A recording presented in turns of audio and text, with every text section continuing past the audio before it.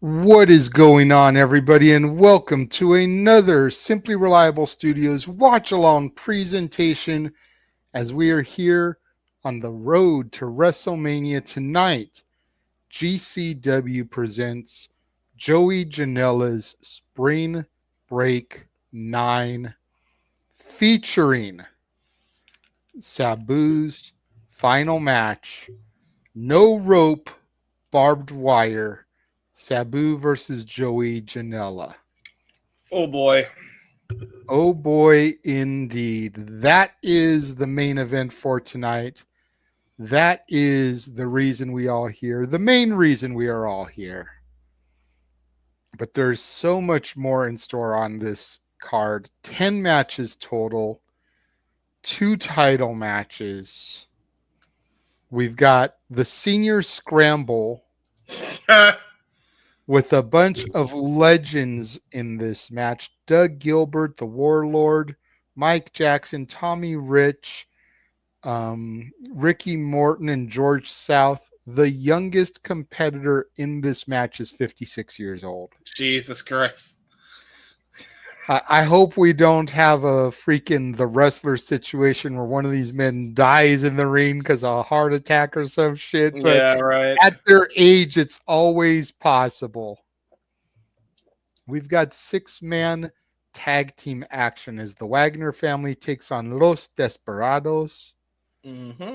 The JCW championship is on the line as Masha Slamovich defends against Suzu Suzuki. Matt Tremont takes on the murder grandpa, Minoru Suzuki. We've got a Superfight rematch, Mance Warner versus Gabe Kid. Yeah, they're definitely going to beat the shit out of each other here. Zack Sabre Jr. takes on the one called Manders. We've got Megan Bain versus Bozilla. We've got the GCW Tag Team Championships on the line. Violence is Forever taking on Alec Price and a mystery opponent. We've also got GCW Career versus Mask. Atticus Cogar taking on Fuego del Sol. Ooh.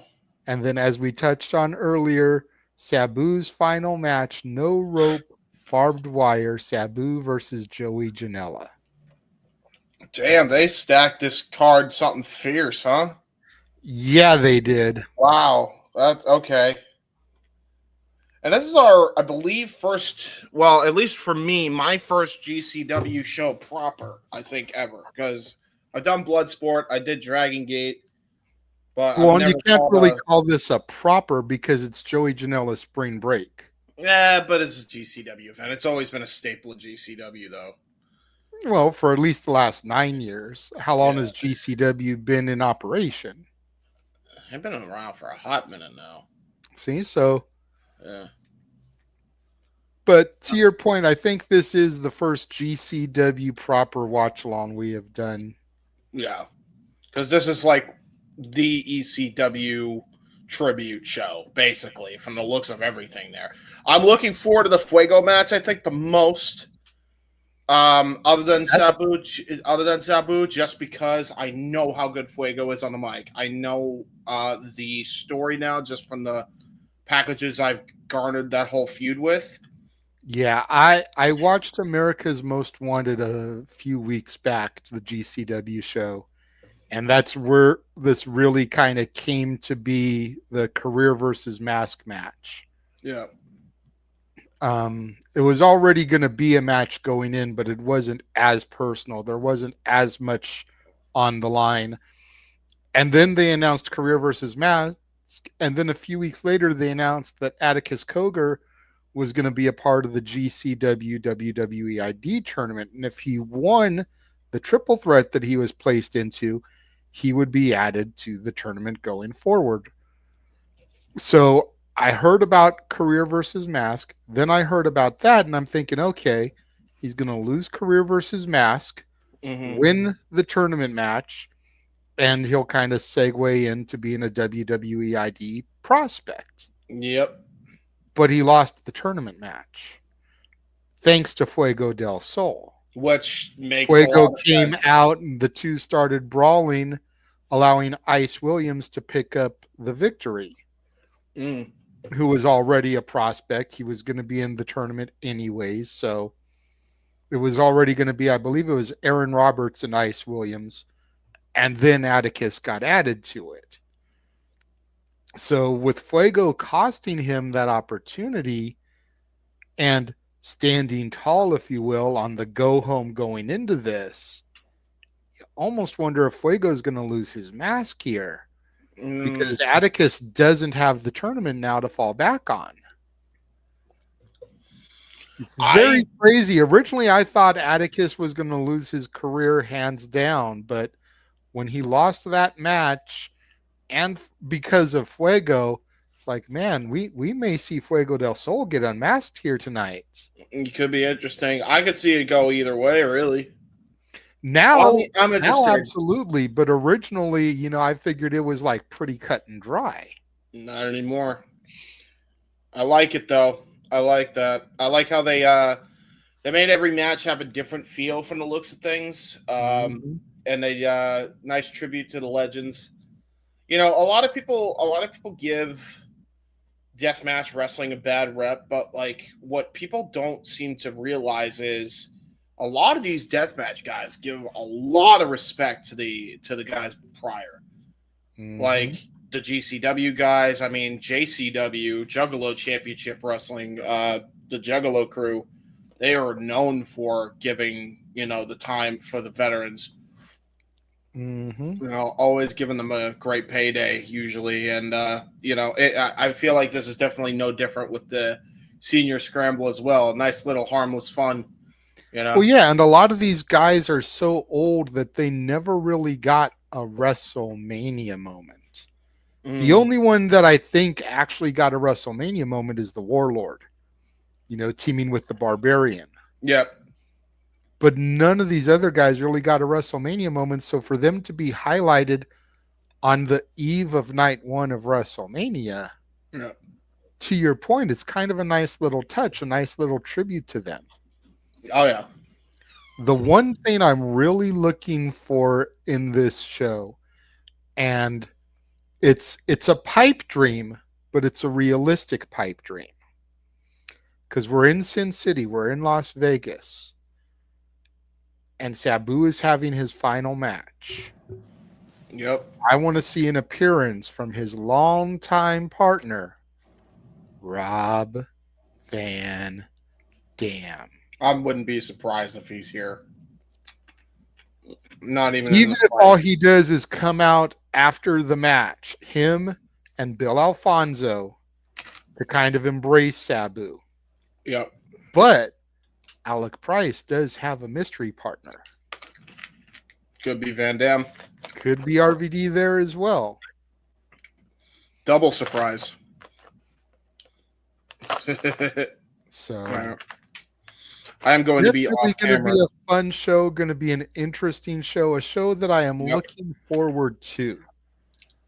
As soon as I knew about Sabu's final match, we automatically booked this show as part of our Mania Week coverage. It was one of the first things we added to Mm-hmm. everything, if we're being honest. Yep. And then they started to fill the rest of the card out, and I was like, well, goddamn, okay. Yeah. You know, I mean, Megan Bain versus Bozilla. I have heard Noah speak very highly of Bozilla. And then, of course, everybody knows Megan Bain, the Greek goddess, the Amazonian warrior from her recent turning up on AEW television. Mm-hmm. So here, this should be. We talk about big meaty men slapping meat. This should be big meaty women slapping meat. It's not gender exclusive, folks. God damn it. And then to your point, Mance Warner and Gabe Kidd, like I only recently learned of Mance Warner when he showed into TNA Yep. alongside Steph DeLander. Gabe Kidd, I kind of sort of knew of because of the Forbidden Door crossovers, but never really followed him because I don't pay attention to New Japan, and that's my bad. But I choose not to stay up until 2 o'clock in the morning watching a Japanese pay-per-view. That's my Mhm. prerogative. But to your point, this should be violent and chaotic and hard Yep. hitting. I mean, shit, Gabe Kidd knocked out Josh Barnett last night. Yes, he did. Huge knockout victory for him. Ended the blood sports streak of Josh Barnett as well. Yeah. And then you got Mance Warner, who's just a crazy man. Yep. Like, psychotic doesn't even begin to describe him. Nope.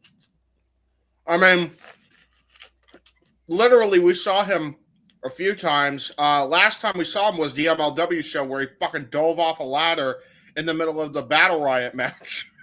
Right. So, there you go. And then I'm not super familiar with Matt Tremont, but if you're going up against the murder grandpa, you've got to be a tough son of a bitch. Uh-huh. That's true. Because Suzuki is no slouch, and he will not deal with the shenanigans of being in there with a pussy. This is Just true. saying it like it is. Mm-hmm. You have to have Minoru's respect before he even steps in the ring with you. Yep.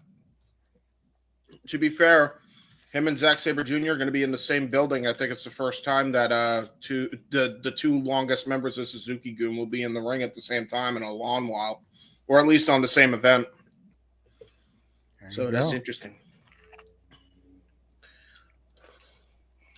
And then Masha Slamovich, of course, Oh my like I god. said, defending the JCW championship, holding the primary championship for Jersey Championship Wrestling, Yep. taking on Suzuki, who was on the Stardom show earlier today that Noah and Walter called. Which means if she's from Stardom, this is going to be a belter as well. I mean, that's usually how that go. Yeah. So there you go. I like that. I'm not really familiar with the members of the Wagner family or Los Desperados. One of the guys in the Los Desperados side looks familiar, but I'm not positive it is who I think it is. Mm, So I don't want to speak and then be made a fool of. So I'll just wait for that match.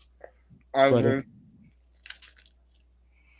still, should be a great match. Some great stuff here on this card. Lots of fun stuff. Fun wrestling. That's kind of been the status quo for this week so far. These last 3 days is fun wrestling. Mm-hmm. This is also going to probably be the most violent show we do. Oh yeah. I mean, we do still have the clusterfuck tomorrow, but that's a battle royal. So as insane as that's going to be, I don't think it's going to get that violent because of how many bodies are going to be in the ring at once. Which you think would be the opposite, but you know. Well, no, because trying to bring weapons into a ring and swing them with that many bodies, that's just not safe on any level. Yeah. I almost feel like they're going to have 2 to 3 rings like a World War III style just to make it happen. Because if what I read is accurate, the Clusterfuck Battle Royals got like 140 people in it. And you think about WCW, World War III was 3 rings with only 60 people. Yeah, what 20 per ring. So you can only imagine how many people and how many rings they're going to need for all this. all But I will say is, it's also their last event. hey, listen, all I know is Nasty Leroy for the win. That would be nice, but I have a feeling he's not going to make it too deep in there. No offense to our boy, but when you look at some of the other names that are in this match, Yeah. he's a little bit lower on the totem pole. Well, he's not he's not to us. Yeah, he's not in our hearts, but overall, we're just being real. Mm.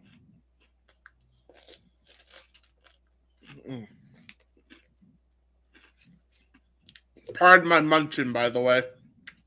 I didn't have dinner.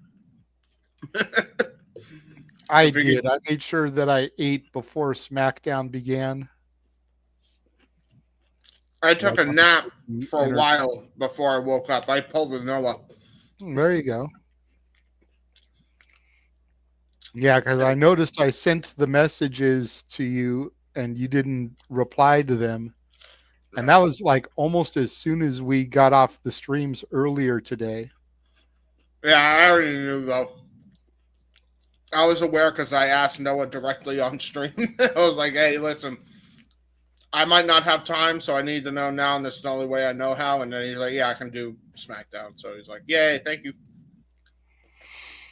Gotcha. So, there we go. But yeah, I'm looking forward to the show.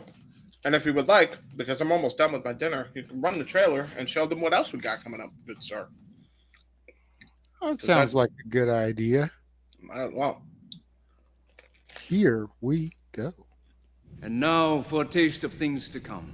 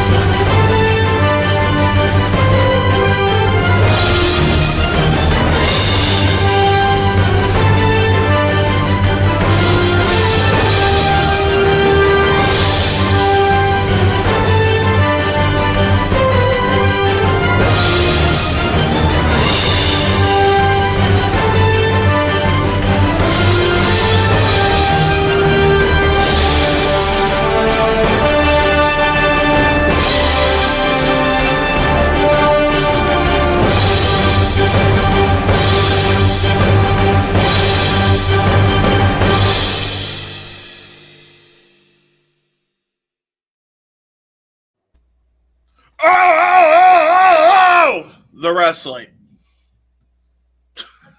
Damn it. Alrighty. Now I can pour soda. Might as well. I brought it in. I was like, fuck it. I could either rush and try to get it or just bring it in here and pour it. There you go. So I chose the latter. Excuse me. Pardon me. Excuse me. Pardon me again. Oh my goodness. I don't like that. Sorry, folks. Oh my goodness. SmackDown is going on, so for at least another 10 minutes. Do they have like a hard... Oh, wait, no. They go till 11 now, don't they? They have a hard 3 hours. Yeah, so for at least an hour, we'll be simulcasting yet again. Yes. Somebody called yesterday, by the way, the Triple Threat simulcast. I was like, I don't know if I like that or the Trimulcast better. Well, considering you get triple threats in wrestling, I get the reference there of calling it a triple threat since we were all doing wrestling streams. That is true. It is true. According to my trailer, our stream will begin in 5 minutes and 30 seconds. All right. I'm on 6 minutes and 6 seconds. Well, damn. Okay. Yeah, I don't know why. Let's see. Can I pause it on the countdown? Hold on. I refreshed. 5 minutes and 40 seconds. You're still behind me, and I can't pause on this screen, so... Oh, well. We'll just get it when it goes live.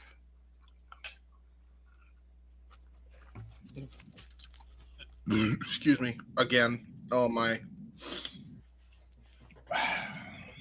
Now, I had heard a few weeks ago that Janela had gotten injured and thought that this match was in jeopardy, but either the injury wasn't as severe as originally thought, or Janela is still going to grit through the pain in order to give Sabu this match. Either way, I'm happy that it hasn't been changed. Yeah. Of all the people to give Sabu his last match, it definitely should be Janela. Just in the current scheme of things. And I believe Janela and Bane are an item. So Yes, yes, they are. And she is currently on the AEW roster. I don't know how Joey manages to pull it off, by the way, because you look at him and you look at some of the women he's pulled. I'm like, huh? well, I mean, he definitely has the look of a crazy man, but just looking at his face here, he doesn't look like he's a hideous individual. Well, I mean, he's got Got a the facial hair, got the long curly hair. Women tend to like long hair. That's true.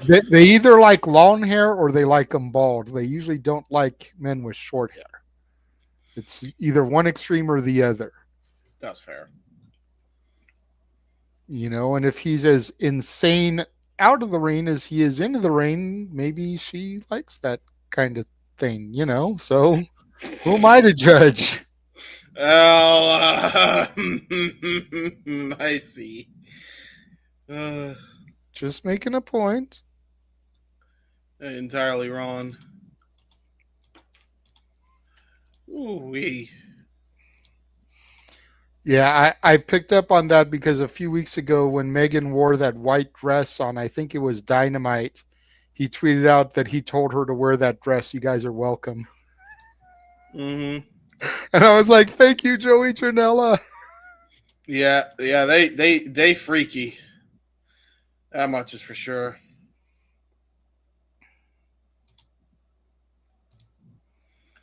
Ooh. Gonna be an interesting show, folks. Yeah.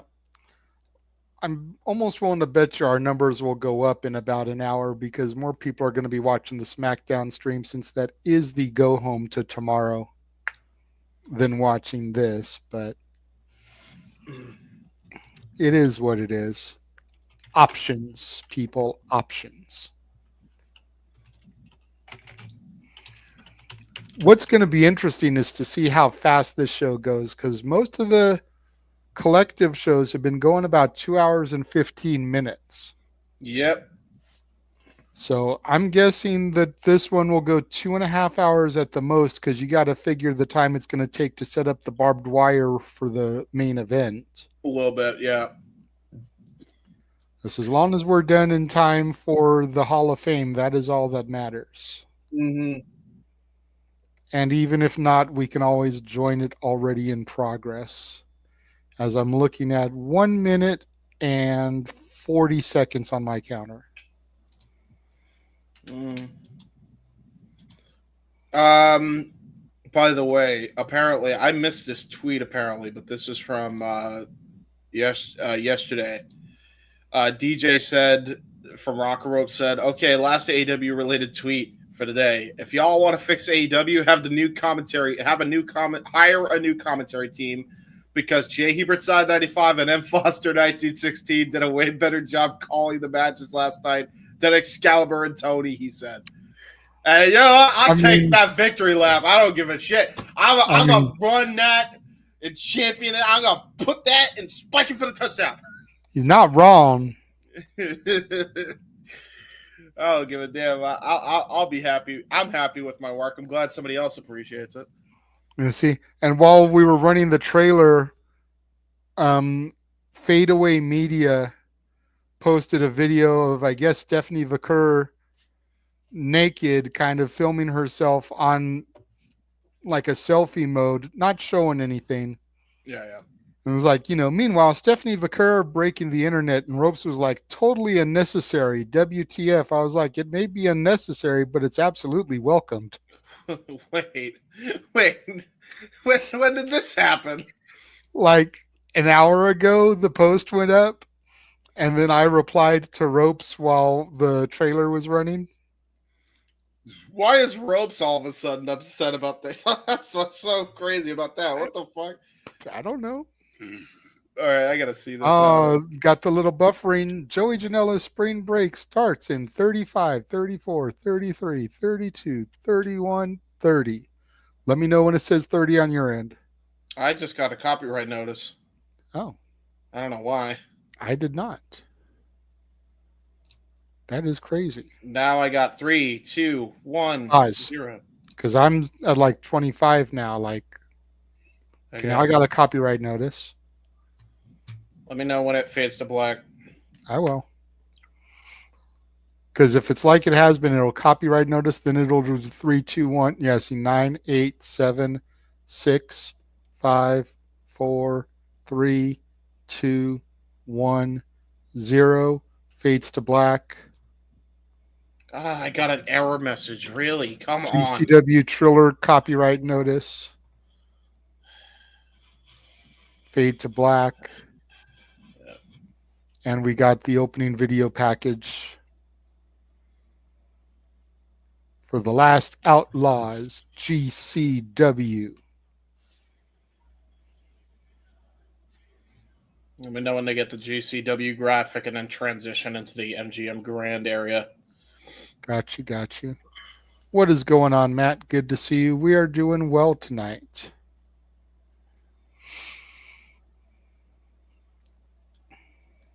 Yes, we are. Here to bring some hard-hitting, violent GCW action. There's the GCW, Oh, and we've transitioned in. I just tried it again and I keep getting a freaking error. Why are you doing this? Honestly, I'm just gonna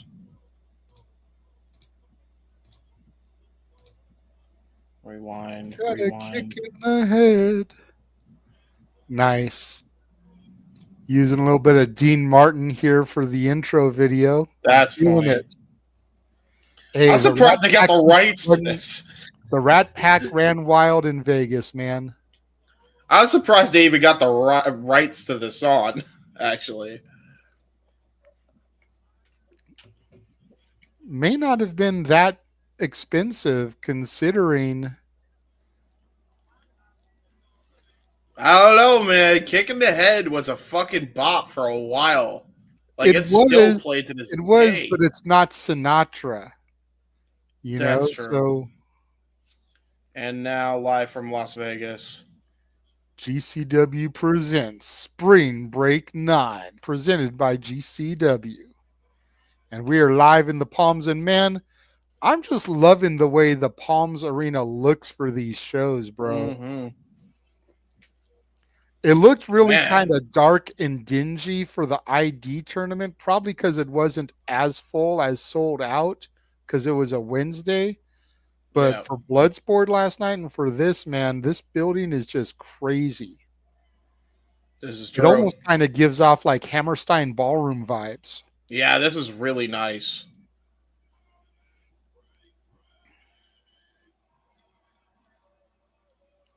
Well, good to see you here, Sandy. Glad you're here watching Joey Janela Spring Break for the first time. It's the first time we've seen Joey Janela Spring Break. Yeah, we wish you were here with us, Sandy, when we were covering Dragon Gate Pro USA's relaunch, which was a part of the collective, the GCW collective, because we didn't know any of those history. We didn't know any of that history. You would have been great to educate us. It looks like we're starting right off with the GCW Tag Team titles. Ooh. Okay. Oh, I remember Kevin Koo. And Dominic Guerreri as well. We actually saw him in a Bloodsport once upon a time, so we get to see him in a proper wrestling environment. Oh my God. I don't know what he's been through, but look at the top of his head. You'll notice he's bleeding already, which means he was already in a hardcore affair earlier on during WrestleMania weekend. Lord knows what he got into. But That's damn. fair. And it looks like it's the same here for the other half of Violence is Forever, bleeding a little bit from the top of his head.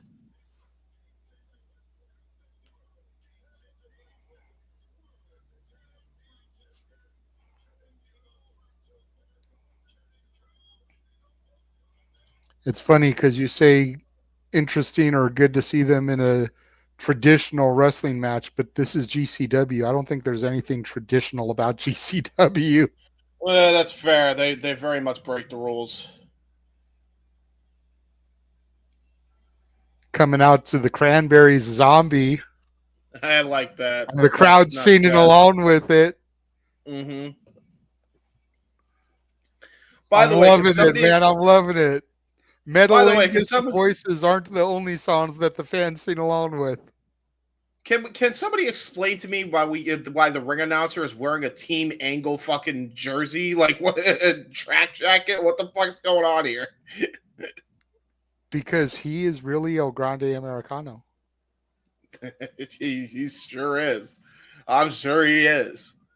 Hey, Chad Gable was in the Andre the Giant Battle Royal, got eliminated, and then El Grande Americano cost Ray Phoenix the match. So I'm just saying, like, can we get away from the El Grande Americano as Chad Gable shit, please and thank you. I agree, but no matter who it is, he is one of the greatest luchadors of all time, and you cannot convince me otherwise. I had a whole debate on the AEW show where he's like, he is not. It's Chad Gable. I was like, how dare you? It is not. And listen, the Gulf of America is the thing, and we had a whole debate on what the Gulf of America was, and I just said, yeah, you know. The Great Lakes that you're nearby. That's right. And he got fed up with my shit, but I loved it. That was fun.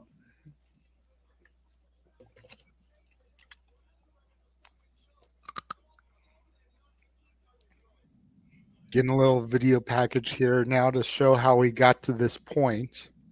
I see. Curb stomp, Dragon style to Alex Price the belt. Yep, Alex Price going to be coming in with the tag team, and now I think we understand why he had to change partners for the Dragon Gate show. It was because of Violence is Forever. So it makes a lot of sense to me why that's the case now.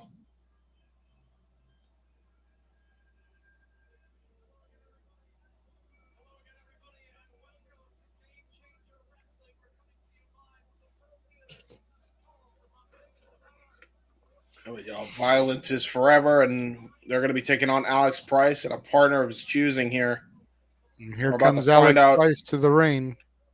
We know how good this guy is, by the way, because he had a hell of a showing in that three-way tag match on Dragon Gate USA. This crowd is hot for this show, by the way. Wow.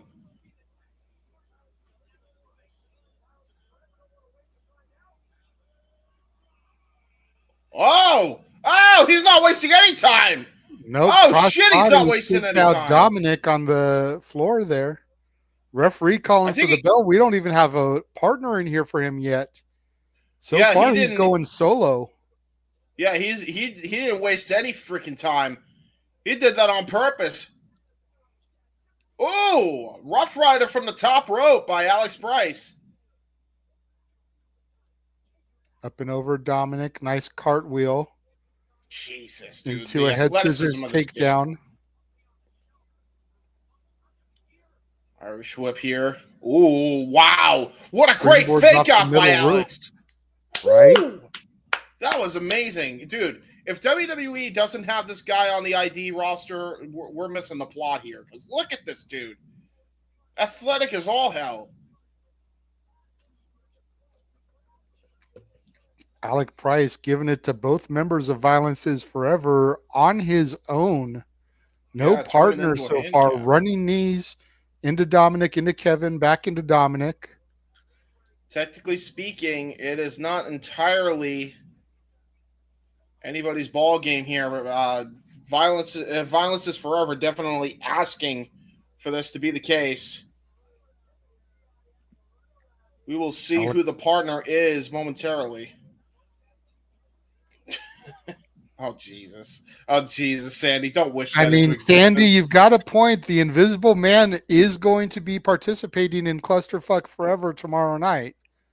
So the partner very well could be the Invisible Man, or it could be Yoshihiko, the blow-up doll. Blockbuster from Price. Dude, that top rope springboard blockbuster, the way he's able to twist in midair is amazing.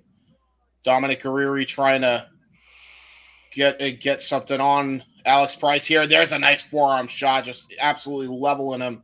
Finally, Violence is Forever gets a bit of reprieve here. Going Oh, for a God. brainbuster there. Kevin says that is it, making the cutthroat motion. Yeah, One, that's definitely two, it. kick out. Price kicks out, though. Yeah, he did.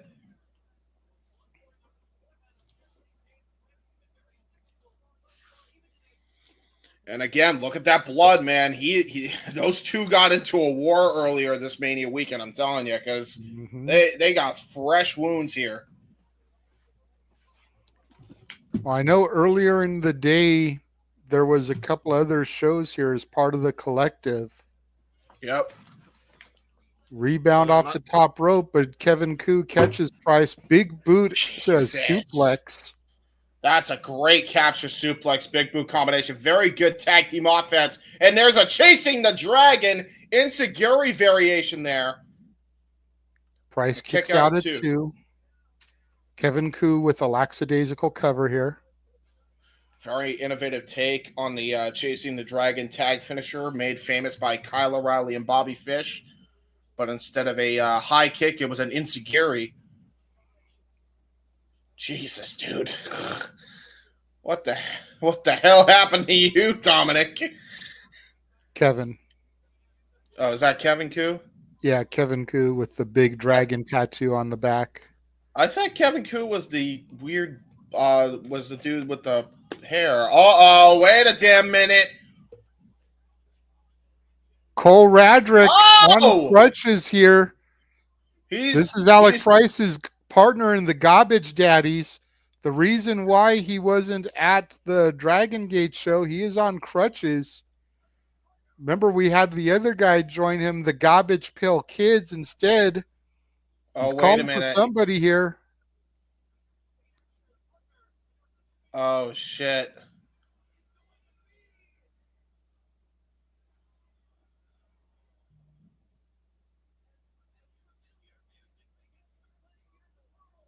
Apparently, it's familiar music here to the GCW. Jordan Oliver, the East Coast Ace.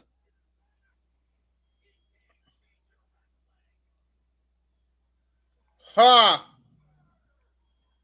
I don't know who he is, to be fully honest with you, but I don't know either, but the crowd is happy to see him. Apparently, he's back from injury now himself.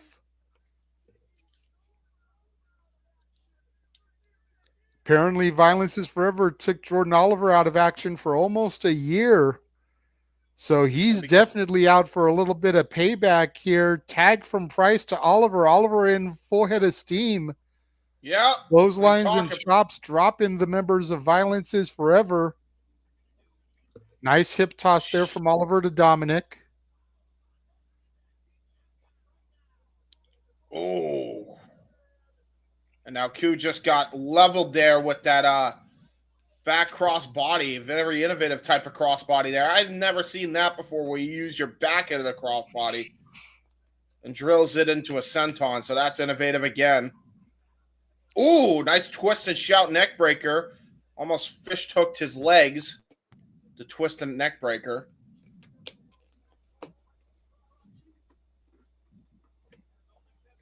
Uh-oh. Turned him around and just big booted him in the back of the head. Jesus Christ. Nice running boot. Drops Kevin Koo. Oliver in for the pinfall. Hooks the leg. Gets 2.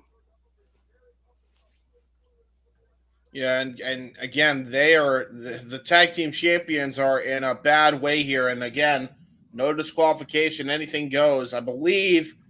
Uh-oh. Radrick throwing the crutches in. That's not good. Cole and Alex both have an equalizer here. This is not good for Violence is Forever. You guys wanted this. Crutch to Kevin Koo. Swing and a miss for Dominic. And now catches Dominic the second time around. Yeah, they ain't wasting time. Oh, Oliver Jesus. sets Dominic on the top rope there. Nice tornado DDT from Alec Price to Kevin Koo. And look at that face buster. 3. Oh my That is it. God! We have new tag team champions here to start the show.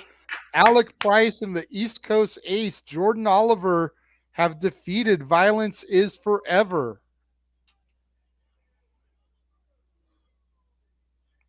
Well, there you go. I mean, maybe it wasn't a good idea to be in another match earlier today. just a hunch. Well, Violence I is mean, to forever. be fair, we don't know what other matches Alec Price was in earlier today as well. That's true. Great elevated face buster there. Face plant there by Cole. So so we got the Garbage Pail Kids, and then we got the Garbage Daddies. What do we call these guys? Garbage is forever. Since they beat Violence is Forever.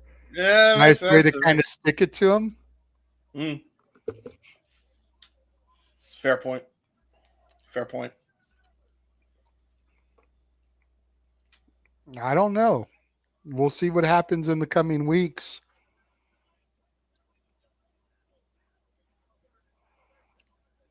We got looks like we're gonna have a Fuego promo here later. I don't know why they're talking about it now, but there you go. Because this is one of the big matches on the card, so you want to get that hype throughout the show. That's fair.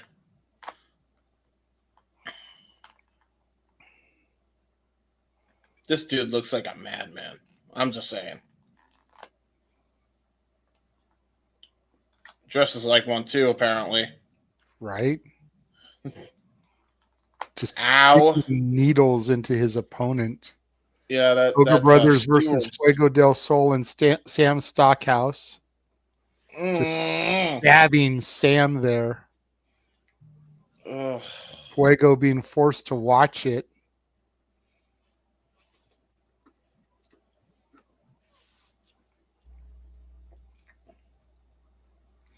That's horrible. Boy. And we got a one-on-one matchup here, Atticus versus Fuego. Fuego got the victory from ashes to ashes.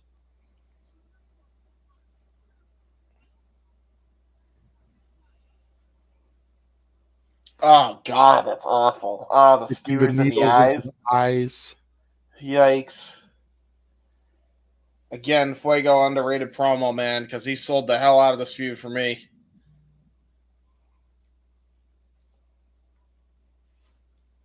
And this was from the ID tournament here. You see Atticus and Fuego brawling to the outside.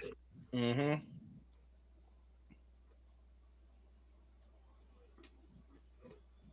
And this promo that they're showing here, the in-ring, I believe, was from America's Most Wanted. Mm-hmm.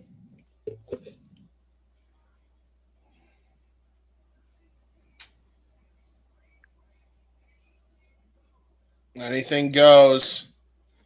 Which means we got. I feel like that's every GCW match in proper form.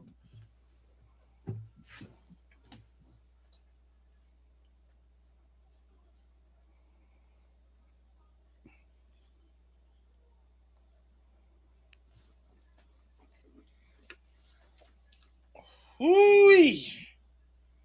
Yeah, this has turned into a heated feud between these two. I'll tell you that right now. I told you, bro. I told you Yeah. this was not going to be a joke.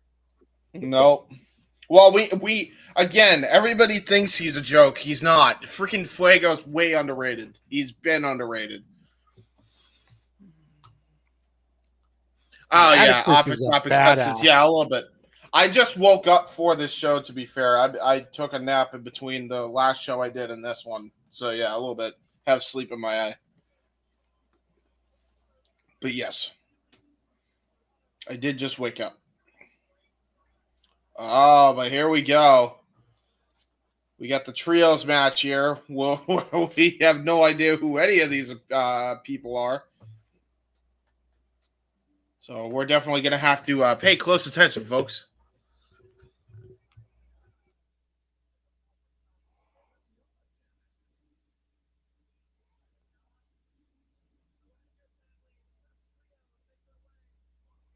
All right, here comes Wagner the family Wagner out family. first.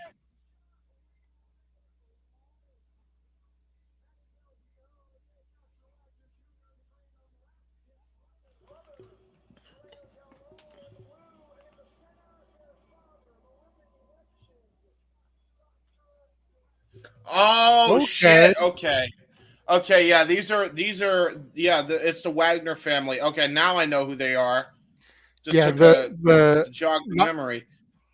the one in white I did not see, but the one in green and blue I saw yesterday as Mm. part of a show. So And now Dr. that I Wagner is know the one who in they white. all are, I know some of them. Yeah, I know Dr. Wagner as well, just because he's a living legend in Mexico. So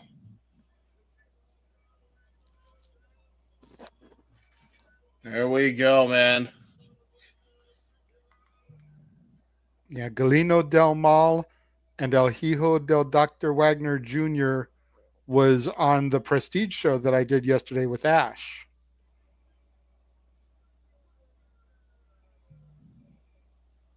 Wagner family coming in here. Very, very nice looking here. So they were on the Prestige show. And Galeno del Mal, I believe, was a part of the Defy show yesterday as well. So there you go.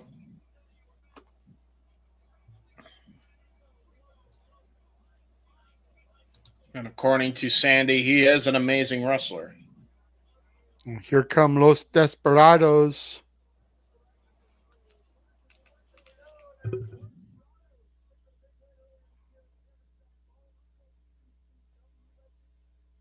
We're going to hear who they are.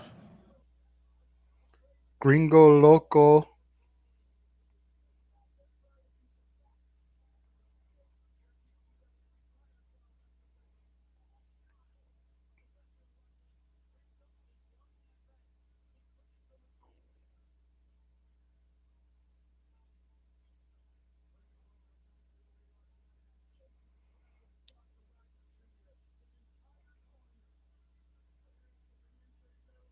So it's a Lucha Trios tag for sure.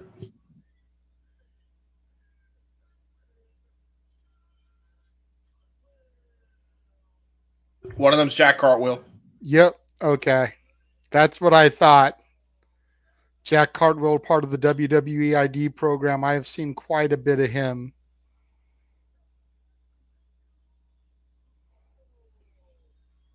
Oh, okay. One of them is Gringo Loco.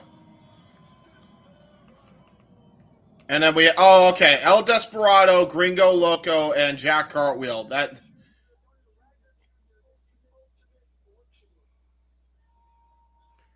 Jack Cartwheel Okay. is phenomenal. If you've never seen Jack Cartwheel, pay attention when he's in the ring here. Yes. Most I'm people that so are glad he got snatched up by the WWE ID program. yeah, and if you guys only know him from his stints on AEW Dark, he has greatly improved since his time there. Yeah, first time I saw him was on an episode of NWA Power.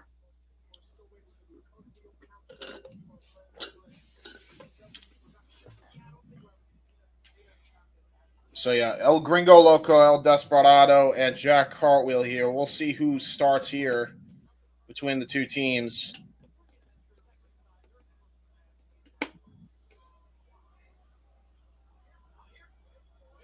There's the Oh, cartwheel. Cartwheel!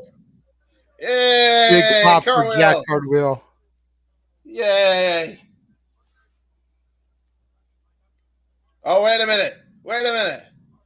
Oh, Wagner pose.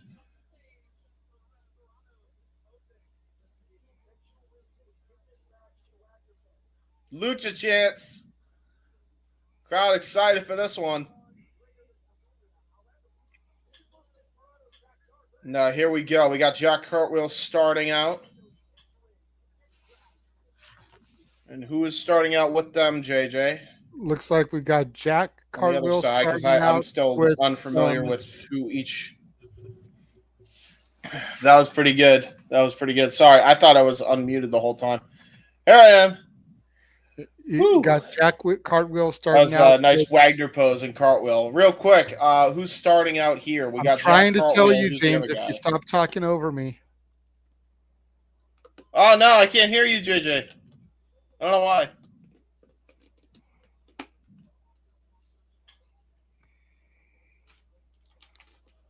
Uh-oh. Technical difficulties, folks. Check, Worst check, time. Can't hear you. check, check. No, I think you need to reconnect your headset, dude. It disconnected on you. No, everything's connected. It might be you. Oh, Jesus. All right. Well, I don't know who it is, but I know Jack Cartwheel. So we'll go with that. So for now, you'll see me. He's going to try to refresh his system here. Of course, it happens at the worst possible time when I don't know who anybody is. All right. Hello. Check, check. Yeah, you're good. That was weird. So who's starting out here? It's Cartwheel and El Hijo de Dr. Wagner Jr. Okay, I'm just gonna call him Dr. Wagner Jr. Dr. Well, Wagner Jr. because it's I easy. think the one in white is Dr. Wagner Jr.'s. That's why you got to do the El Hijo. Oh, he's El Hijo. All right, I'm just gonna call him El Hijo. And now Galino Del Mal in here with, I believe, El Desperado. Yep.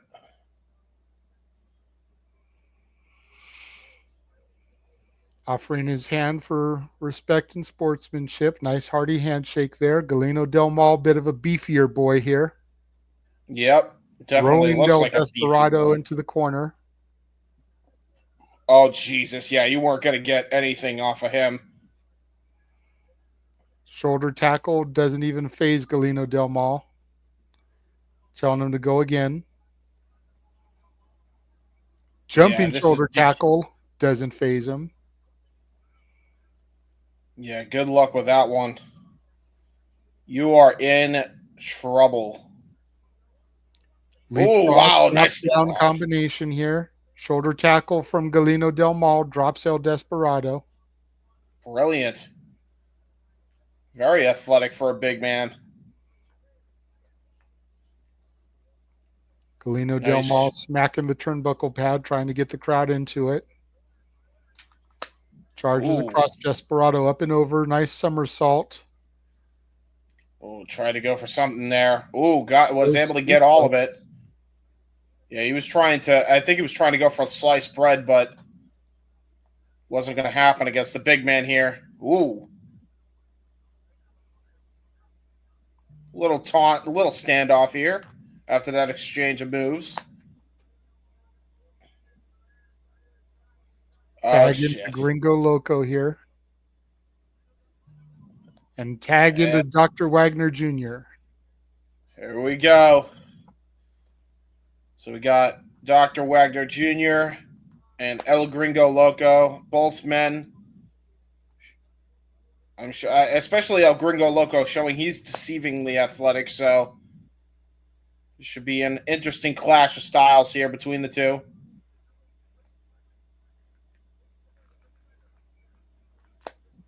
Gringo Loco getting the crowd to chant his name.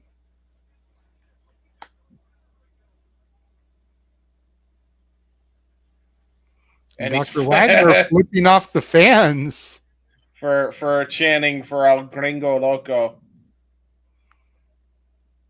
Yeah, I'm not really sure which team is supposed to be the baby faces here. I think it's just whatever the crowd goes with, really.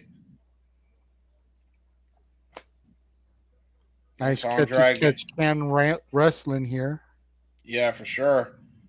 Which you weren't going to be expecting from a luchador, but I guess there's a reason why he's Dr. Wagner Jr.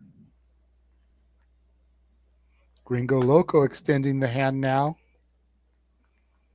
Said, should I shake the hand? Oh, he's shaking. He's shaking the hand. And a hug. Okay. La Familia. Well, La Familia over a respectable handshake, I guess. Oh, no. And now look at this. What the heck? El Gringo showing that he's got a little bit of familia. But what about Jack Cartwheel? Come on now. Gotta leave him hanging here.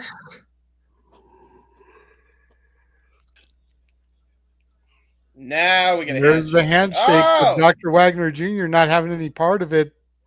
Nice arm drag to Gringo Loco. Gringo Loco rolls back through. Kip up.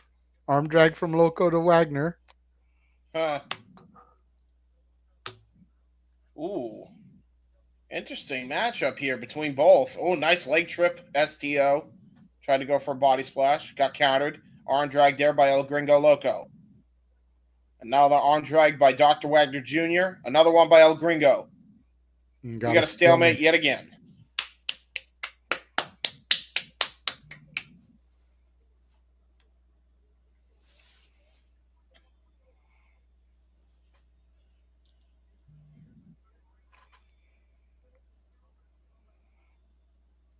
With his hand up to stop.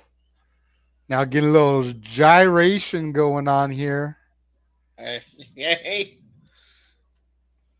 Toe kick there to the midsection, though, by Dr. Wagner Jr.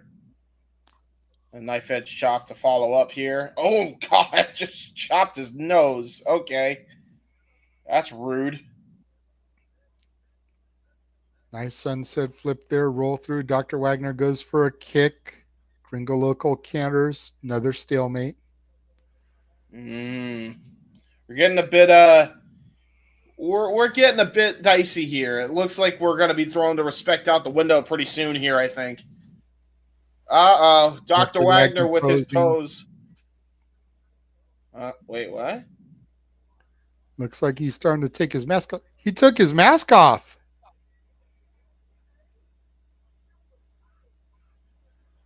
Huh? Wasn't expecting that. Well, I guess he's going to be tossing it to the crowd here.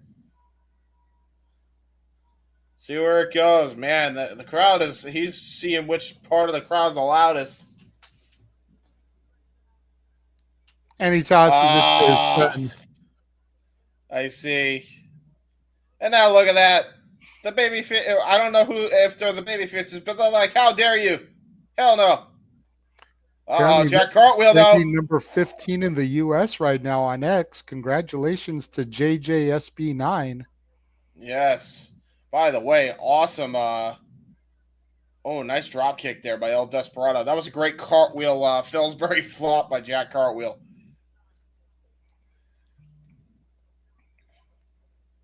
Very, very happy for GCW to be trending in the top 20 is a high feat for an indie.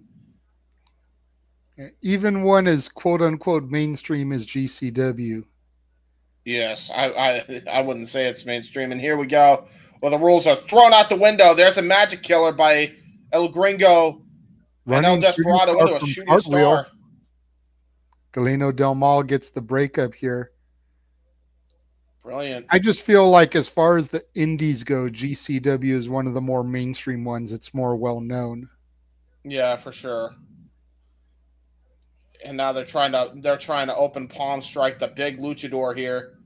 Triple T Galeno Del Mal. Double Irish whip. Here comes Gringo Loco up and over. Cartwheel comes. Super kick. Kick to the knee. Double super kick there. Little super kick party action. Double team vertical suplex. Gets the big man up and over. Gringo Loco going to the top here. That's not good. Getting set up here. El Gringo. Oh, shoot. Split-legged moonsault. Wow. Gringo Loco eating up the adoration here from the fans. This is great. Oh, it's great. Again, I told y'all, he's deceivingly athletic as El Gringo.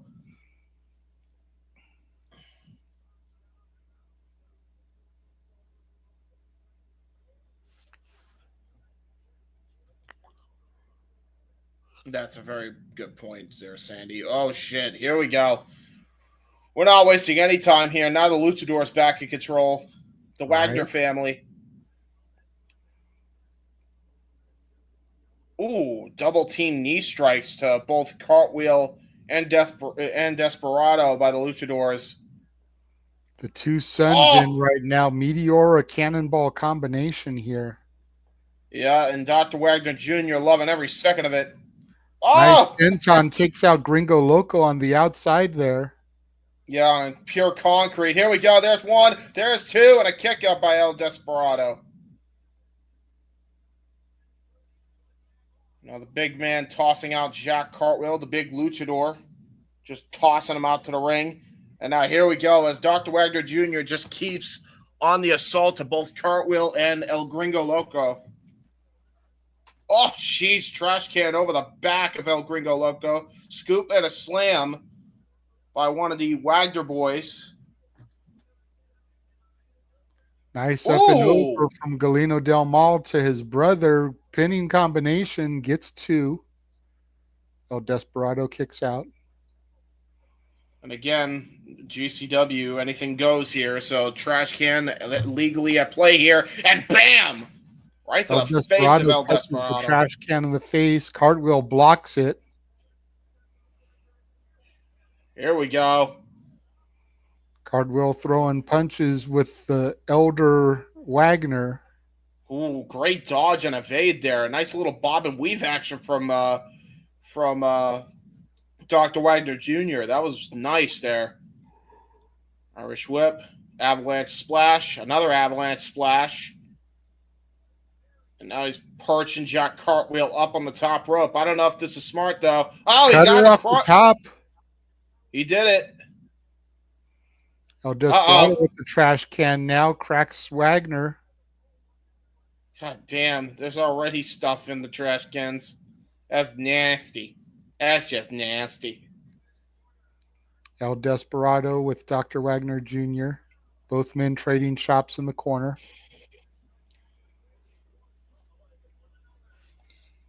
Ooh, Insigiri by El Desperado. I wish Rip reversed. Big boot up, catches Wagner as he charges in. Whoo! Pele kick. Nice. That was brilliant by Desperado. Uh-oh. Watch out. Oh, no. El Hijo del Dr. Wagner Jr. in there now. Hits 1. Hits 2. Pops the hips. Looking for the 3 amigos here. Man, this is the best 3 amigos I've seen in a hot minute. This reminds me of Eddie. Jesus. Gets the 3rd. Now rolling to the outside here. Crowd chant Eddie, Eddie, Eddie. Up to the top rope. Is he going to go for the frog splash here? Connect. He got all of it. Wow. Floats over 1, 2, and El Desperado kicks out at 2. And Dr. Wagner Jr. not happy that his son didn't get the win for his team. Arguing with the official. Calling for something here. Look at that frog splash again. El Hijo tried to do something there, but El Desperado countered. Nice Insigiri combination moveset there. And now, nice short kneeling lung breaker. Yeah, that was great. But good luck when you got a big luchador that can easily break up that stuff. And now I believe that the big luchador here. Yeah, I'll call him Lucha Maul instead of Darth Maul. Maul in the ring now. Oh, what a vicious headbutt. Uh-oh. Reverse suplex connects. That was brilliant. Hooks the leg, gets 2. Not bad at all. Elbow pad is off for Galeno Del Mal here. Clothesline connects. Jesus. Clothesline from Tijuana. Which might as well be hell because of how hot it is there. I mean, you're out of line, but you're not wrong. Gringo Loco back up, catches Galeno Del Mal there.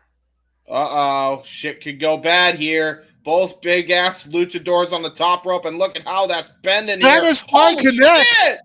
Holy shit! What? Gringo Loco off the ropes. Suicide dive up and over. Tope con Hilo takes out Galeno Del Mal. Here comes El Dr. Wagner Jr. Hello, Tope. Good to see you again. All right, I'll call you back. Bye. Another one. Swanton off of the rope there, walking the rope, then hitting a swanton bomb.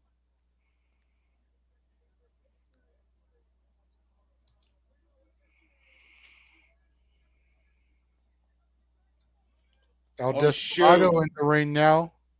Running up, moonsault off the top rope. He literally jumped from the mat That to the was top rope and then awesome. moonsaulted.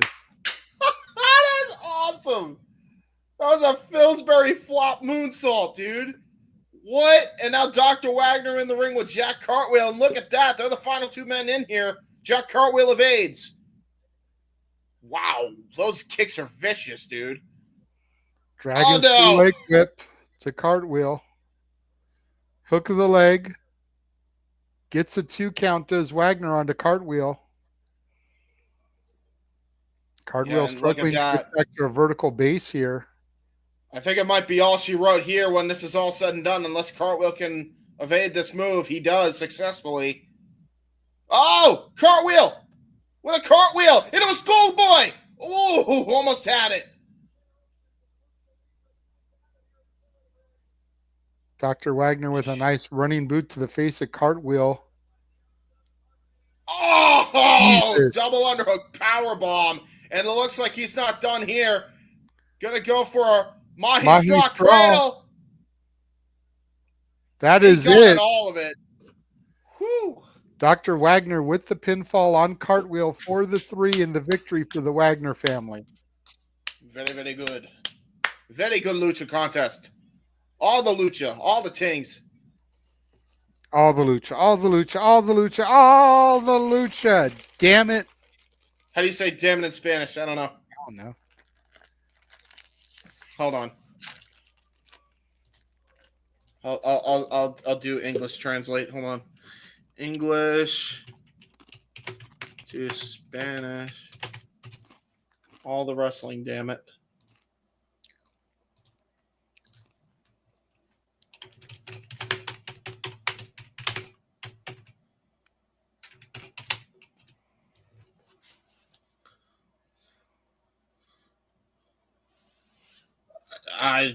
Yeah, there's no way.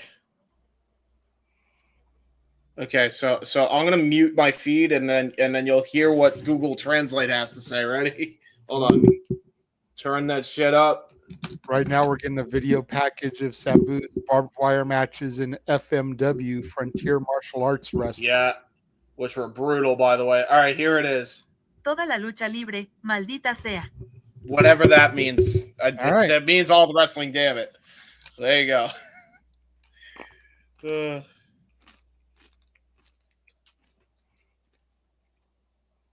It's crazy. Oh, shit now. Big meaty whipping. Megan Bain. Big meaty whipping women slapping meat here. There we go. I'm loving that.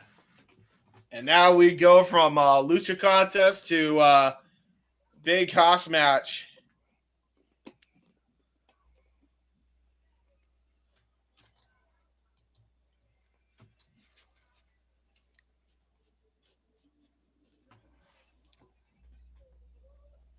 Yes.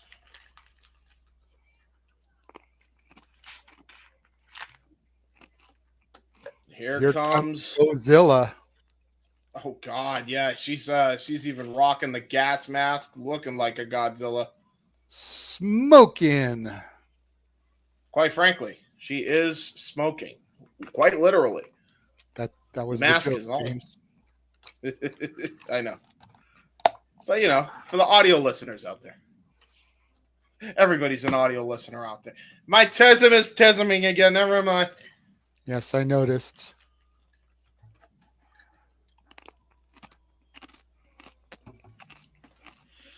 Bozilla and Megan Bain gonna do battle here at GCW. Joe Janela Spring Break. Just off of appearance alone, I'm impressed by Bozilla. Yeah. And here comes Megan Bain. My future baby mama. Now, I don't know about that. You have to talk to Joey Janela about that one.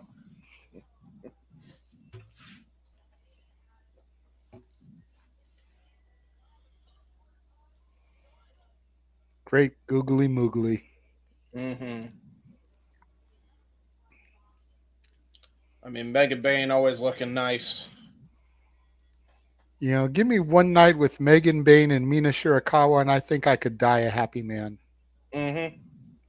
No, but and you'll have all your heights covered. Certainly aren't a sizist.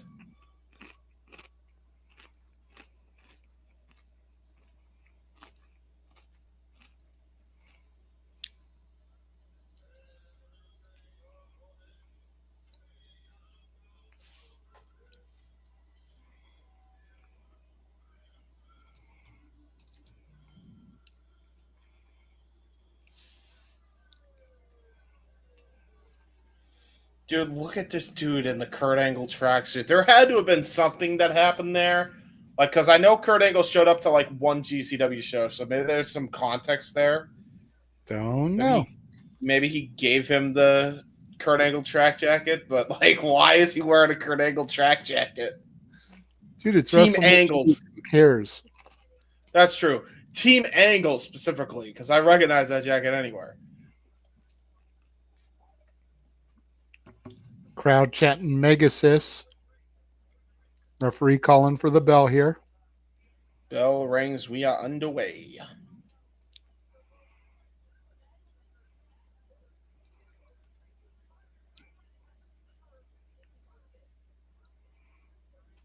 Both women almost the same height. Looks like Bain gives up about an inch or two in height there. Not much. Yeah, right. Still has the definite weight advantage here. Collar elbow by the way, things off. We got Dave Prazak and Veda Scott. I actually know Veda Scott. I met her once. Bozilla cool. With the advantage backs Megan into the corner. Referee gets the break here. And Megan Bain did not appreciate that at all. I'll tell you that right now. You could see it in her eyes. She's out for blood now. She's out to prove a point. Vicious, looking headlock there, but again, just gets picked up. Usually not many people can out-strength Megan Bain, but Bozilla is definitely one of them.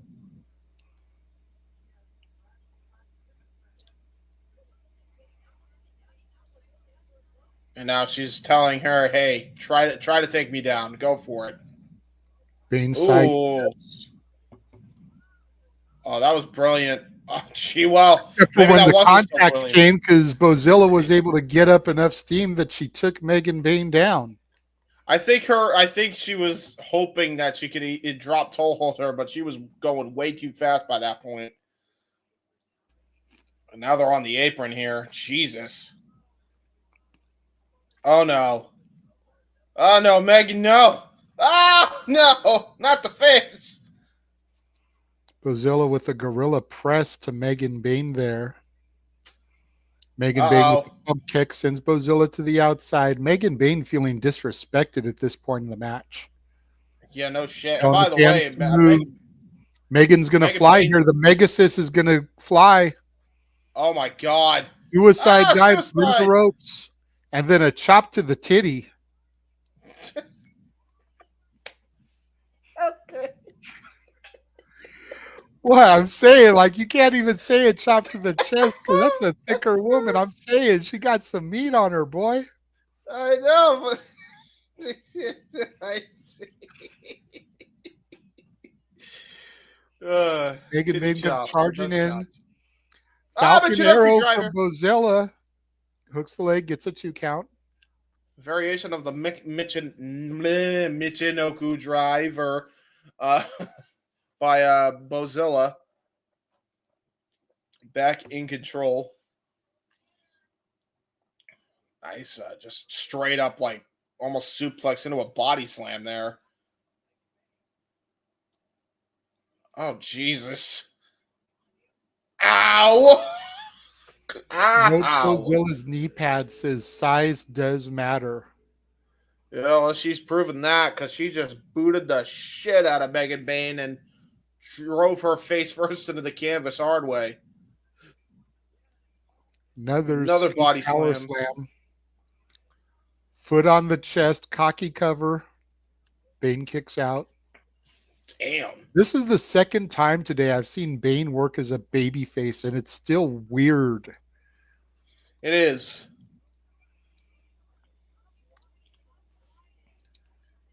Uh-oh, wait a Hey, minute. Charlotte, take notes. Mm-hmm. Nice follow-away slam slam. there from Bozilla. As Scott Hall would say, the sack of shit. Because that's what it is. It's the sack of shit slam, according to Scott Hall. Bear hug from Bozilla here. Squeezing the breath out of the Megasis. Yeah, and you'll notice too, she got it right underneath the tailbone, so trying to really hyperextend the lower spine and cause some problems standing up straight here. Let's be real, James. She's just trying to grab the cheeks. I don't think she's trying to grab that. No, because the thing is, she's actually got her fisticuffs cuffed here. And she's got an S grip. So, yeah, trust me, if she was, I'd be calling it. But that's actually what's happening. She is trying to destroy that tailbone. Got that S grip locked in and applied here. Finally making Joey Janela will be destroying later on this evening. This is true. Megan Bane, though, finally getting out of it with a headbutt right to the jaw. Nice Stinger splash from Bane there. Sends Bozilla into the opposite corner now. Charging in another splash from Bane. The Megasis trying to get a little bit of momentum here. Double underhook here. Trying to go for a butterfly suplex, but Bozilla too strong. Yeah, no way that was going to work. Pump kick. Rocks Bozilla. Sends her into the ropes. Megasis off the ropes again. Another shotgun drop kick there.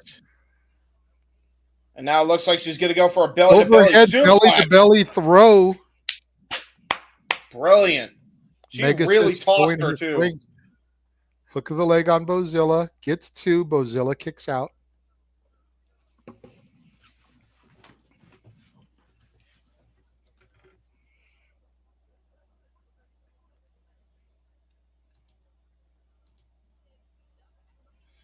Uh-oh. Going to go for a charging attack.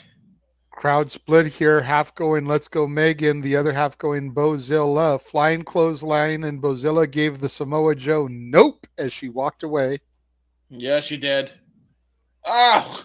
Running avalanche splash. Bozilla. Yeah, that's not good. Oh, no. Reverse Alabama slam incoming by Bozilla. Smiles about it before delivering it. Gets the waist lock. German suplex to Megan Bane. Oh! Bane with the flying clothesline connects that time. Showing a little bit of fighting spirit is Megan Bane here.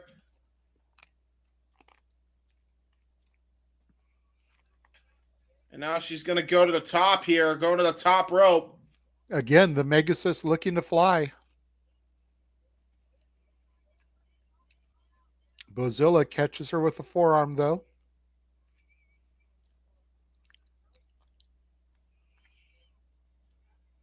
Bozilla has Megan Bane set up. Oh, shoot. Look at this.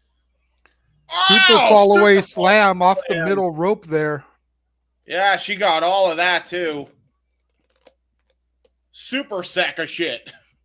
Scott Hall, be proud. Damn it.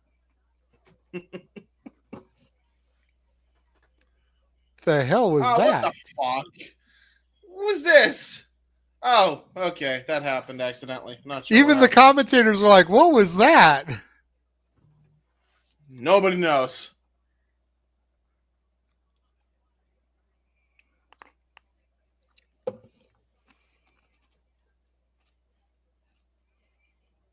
Bozilla on her knees, crawling towards Megan. Megan finally up to her knees. Bozilla throws a forearm.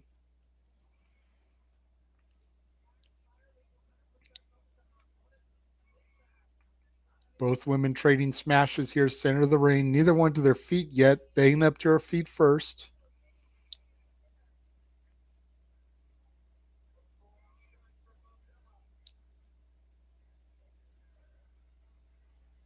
No, oh, wow. Megan Bane now just trying to forearm the chest there. But it having no effect to Bozilla. Bozilla, Yep. too massive of a woman here.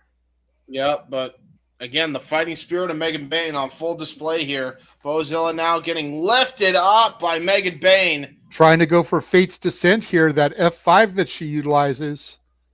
Bozilla counters, gets out of it.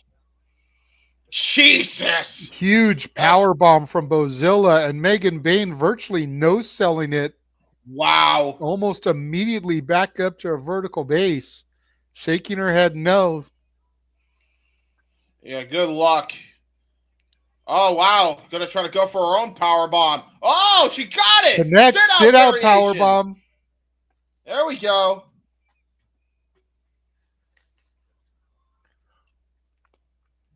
Oh,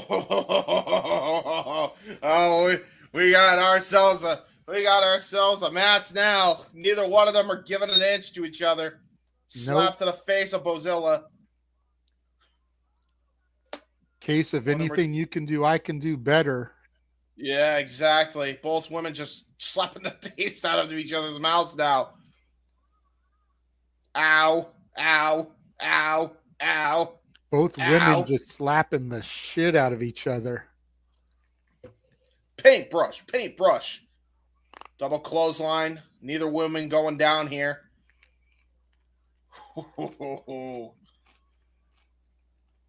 I like this. Oh!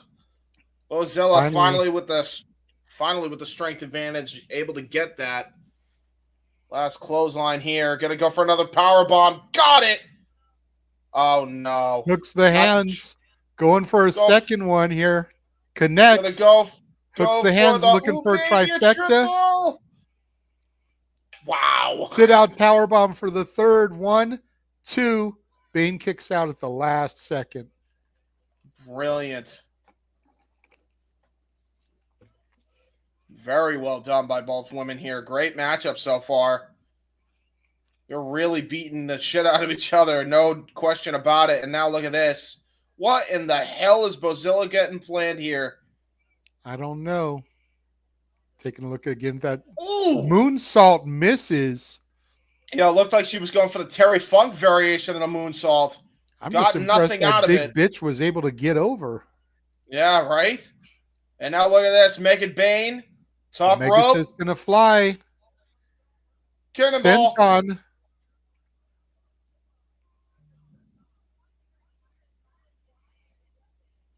And now this might be it. Gonna try to go for it. Going for Fate's Descent here. Got it! Fate's Descent. I don't think she's done, though. I don't think she's done. As huge of a fight as Bozilla's given her, I think she knows it's going to take more than one. Oh, flip off by Bozilla. Slap to the face in return by Megan Bayne. Gut wrench. Gut wrench. Tombstone pile driver. Oh, shit. Ow! Connects with the tombstone. Hook of the leg. 1, 2, 3. That is it. The Megasis has conquered Bozilla. Very good matchup between both women. Jesus Christ. I'm still impressed that big girl was able to flip for the moonsault. That was a Terry Funk style moonsault too, by the way. I love that. And again, the sheer strength of Megasis here, getting her up and over for the tombstone, shouting out, bow down before dropping Bozilla on her dome. And Bayne with her arm raised in victory here at Joey Janela's Spring Break 9. Very good matchup between both women here. Then again, considering that she's Bayning the promoter, I doubt he was going to make her lose at his event. So, but look at this though, showing some respect to Bozilla. There's not a lot of people that can bring the fight to Megan Bayne like Bozilla just did. So, this is true. Definite show of respect, and Megan Bayne raising Bozilla's arm. Bozilla giving the Triple H finger point show of respect from herself to Megan. Very, very good matchup between both women here. I'd love to see them run it back at some point here this year. Or they become a tag team. Go for all the women's tag gold that exists. Why not? You trying to kill the women's division in every company? I mean, I wouldn't say kill, but they're definitely going to be on life support. Oh no, JBL hit a clothesline apparently at one of the GCW events. Because I could, it's bad, but I could tell that's JBL hitting a clothesline because of the cowboy hat and the jacket now. Can you tell I'm a nerd? Yes. All right. Taking a look at some of the GCW events here over the past year. Mm-hmm.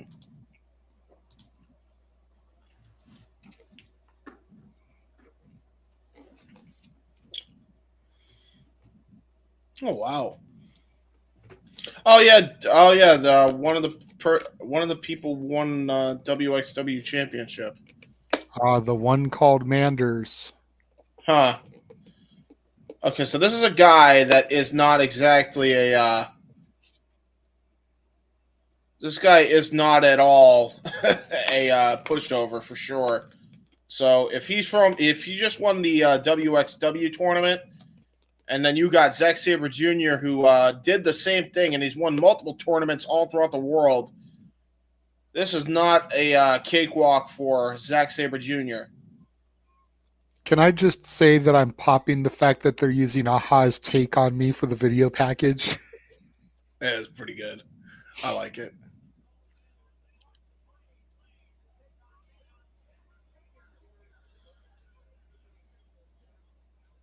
I love how one has like a motion graphic and then the other one doesn't. To be fair, the one called Manders is a GCW regular. Zack Sabre Jr. is not, so they probably had more time to do one for Manders. That's fair. Well, we all know the mighty don't kneel. Here comes our Canadian friend Ash's favorite wrestler, Zack Sabre Jr. And speaking of which, hey, you should subscribe. Well, Don't be a dickhead. So there you go. Had to show. I don't know if I've told you this before, but the highlighting around the black lettering makes it harder to read. Yeah, I tried to darken it a little bit, but yeah, I'm probably going to get rid of that. Take the highlighting off it and just leave it in black lettering. Yeah, probably. I tried to be artsy. It didn't work. Yeah, I figured you tried to do a little orange for Halloween because of Baddie and everything, but yes, it just makes it harder to read. Yeah. The one called... Sometimes keep it simple, stupid is the best way to go.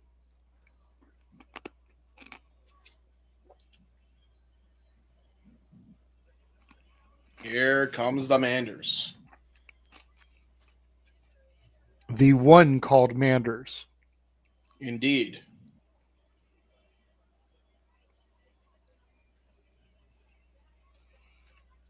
This should be an interesting clash of styles here, but apparently also might be very similar in styles here. And you got to wonder what kind of shape Zack Sabre Jr. is in after going to a draw and overtime with Jonathan Gresham last night in Bloodsport. Yeah. Not to mention whatever other shows he may have been booked in earlier today. That's a very good point. And again, Zack Sabre Jr. is a former IWGP World Champion. So we'll see. This is just a bit more of the unknown here because at least it was a world champion taking on a world champion. I don't know much about Manders, so this is definitely an interesting look into what this man could do here. Manders is definitely one of those bar fight brawler types. Definitely looks it, but at the same time, looks can be deceiving. Never judge a book by its cover because look at this. No. Absolutely. I mean, I haven't seen much of Manders. I've only seen him once or twice, but the couple matches I've seen have been more of that bar fight brawl style. But that doesn't mean that he can't go hold for hold with the technically proficient Zack Sabre Jr. And I was about to say, you'll notice too, he was the aggressor in that little exchange there with him and Zack Sabre Jr. The problem is, he thinks he might have an advantage like that, but Zack Sabre Jr. is one of the most proficient technical wrestlers for a reason here.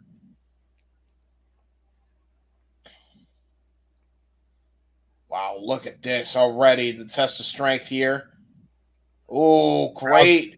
Here in the early going again, saying, let's go Manders ZSJ. Very good escape out of the Greco-Roman knuckle lock by Manders as well. This is what I mean. Like, there's no better offensive and defensive wrestler than Zack Sabre Jr. Knows how to get out of any hold. Quite honestly, might take after Dean Malenko as the man of 1,000 holds the way he wrestles. That's fair. Tried to go for a shoulder tackle, and that was not going to work. Zack Sabre Jr. is giving up at the very least 30 pounds to Manders. All I know is if I was in the shape I was 20 years ago when I was in my prime wrestling, I would want to go out and test up myself against Zack Sabre Jr. Yeah, a little bit. Nice elbow strike, though. But gets nothing. Now we're back Manders at a stalemate. with a one finger salute, and Sabre going for some joint manipulation on that finger. Yeah, good. Yeah, good luck on that one. Oh, stop to the elbow too.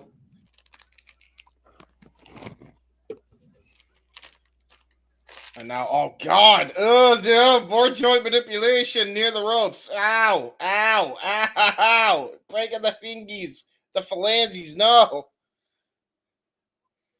Manders is in pain, and so am I, just watching. Manders trying to shake it off, shake it off.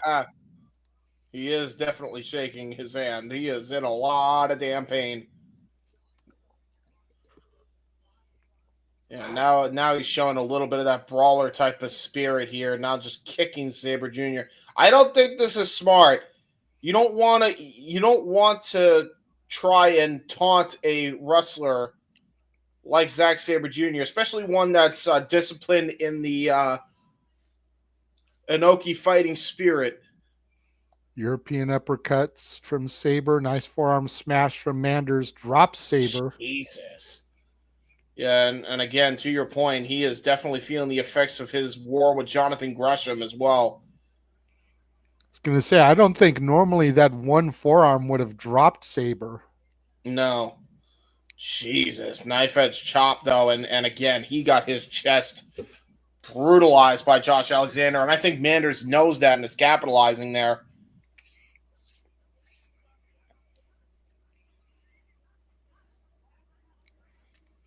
Sabre saying, let's go. Go for it. Yeah, Arms look at that. Behind his back. Yeah, he did that on purpose. Yep. Jesus. Yeah, he really screwed up that elbow. That was brilliant by Sabre. I knew immediately what he was going for there. And now he immediately stomps on the elbow after bringing him to the canvas. Brilliant. Playing possum. That's all that was. He was playing mind games with him, and then he used it to his advantage. And now going for some more manipulation of the fingers and the wrist there of Manders. Bending and twisting and trying to snap that left wrist. And then goes to the leg just for a little divergence there. Yeah, there's a reason. He is like a surgeon, man. When Zack Sabre Jr. can, he will pick you apart. And now flipping off Sabre Jr. again with his already compromised hand. Manders just called Sabre a pussy. Yeah, he did. He just got kicked to shit as a result of it. I would call Sabre a lot of things. Pussy is not one of the things I would think of to call Zack Sabre Jr. Especially when you know he can stretch you out like Stu Hart. Oh my God, look at that. Immediately brings him down into a Fujiwara armbar and just wrenching on that bad arm.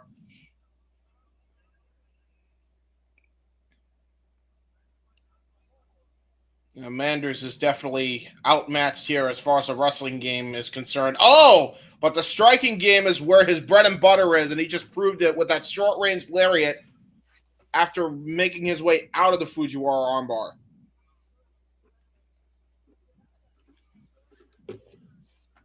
Finally getting a moment of reprieve here. Uh-oh.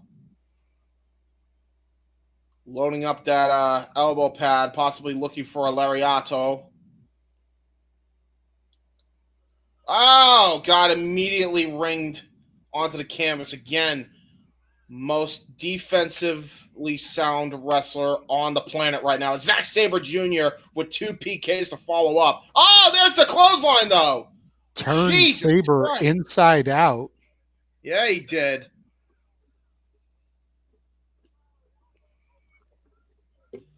That was a lot of force behind that, and I believe he used his good arm, the one that hasn't been attacked, but he landed pretty hard on the bad arm when he hit that lariat. He put his all into it. Definitely got to rely on his striking ability, does Manders, I think. That's definitely what's going to help him win this matchup if he has even a shot in hell to win. Yep. Uppercut here by Sabre. Sabre and a chop from Manders, giving him a receipt. Another European uppercut rocks Manders. I mean, yeah, it's not as heavy, those. And Oh, my chop God. drops Sabre. Hook of the leg, gets 2. Sabre kicks out. I wonder where he learned that from, considering he wrestled in WXW. I think he learned that from a current world heavyweight champion. Trying to go for a suplex. Pele kick to the arm there in the joint. Another clothesline drops Sabre. Hook of the legs. Gets 2. Sabre kicks out. Definitely gives me, one called Manders definitely gives me Stan Hansen vibes. And now just taking that elbow pad off. Going for a full force lariat there. No padding. Ooh. Spin kick, leg trip from Sabre. Hooks the torso, bridging pin. And that's it. Told you. Sabre All it takes. There. All it takes with Zack Sabre Jr. is one clutch roll-up pin, and you are screwed. You'll notice, too, Sabre bridged with his head. He didn't even need to pull his full force onto it. He knew he had him right then and there. Yep. Sabre Jr., the winner of the match.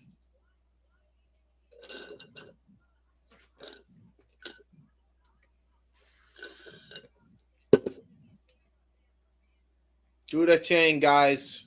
Read the ticker. And do it. Do it. Nice show of respect here. Hand, nice respect. Great show of respect by both guys here. Former tournament winners in WXW, showing each a sign of respect here. And Zack Sabre Jr. now finally high-fiving the fans. Yes, Sabre not being a dickhead. It's lovely. And make sure you're not a dickhead. Subscribe. He's drinking a beer. See, why would you drink a fan's beer? That's just nasty. Looks like we're going for that match now here. What's up, Charles? How's it going today? Good to see you popping into this one. Looks like coming up next is going to be Fuego del Sol versus Atticus Cogar Mask versus GCW Career. Gonna be huge here. This is going to be a hard-fought matchup here.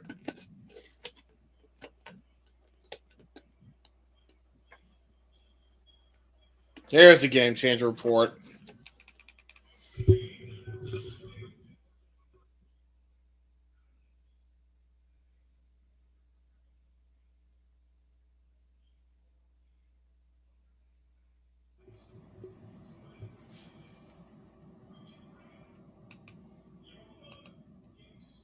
I don't understand what's going on here. I think that's Atticus Cogar in the mask. If you look at the mutton chops there, those look like the same bearding that Cogar has. And I'm not sure if he's got that neck tat or not. But I think that's Koger in the rubber mask there asking the questions. He's got to be manipulating the feed, right? Mm-hmm.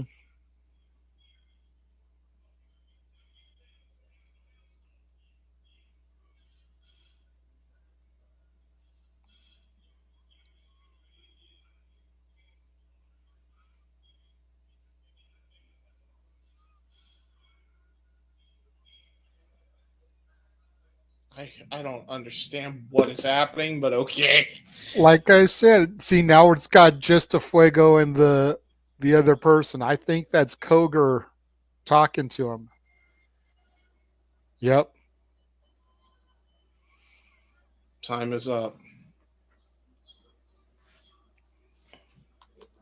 We saw the video package earlier showing how intense and personal this has become between these two individuals.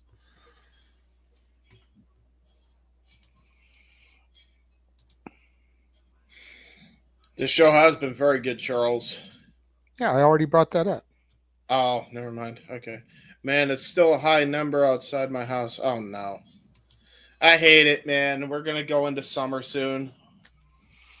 We haven't even had spring yet. Like, what the hell? Yeah. Winds have been kicking up here lately. It's 50 right now in California and windy out there. Excuse me. Wow. That won't last long, I'm telling you. Koger, very intense here.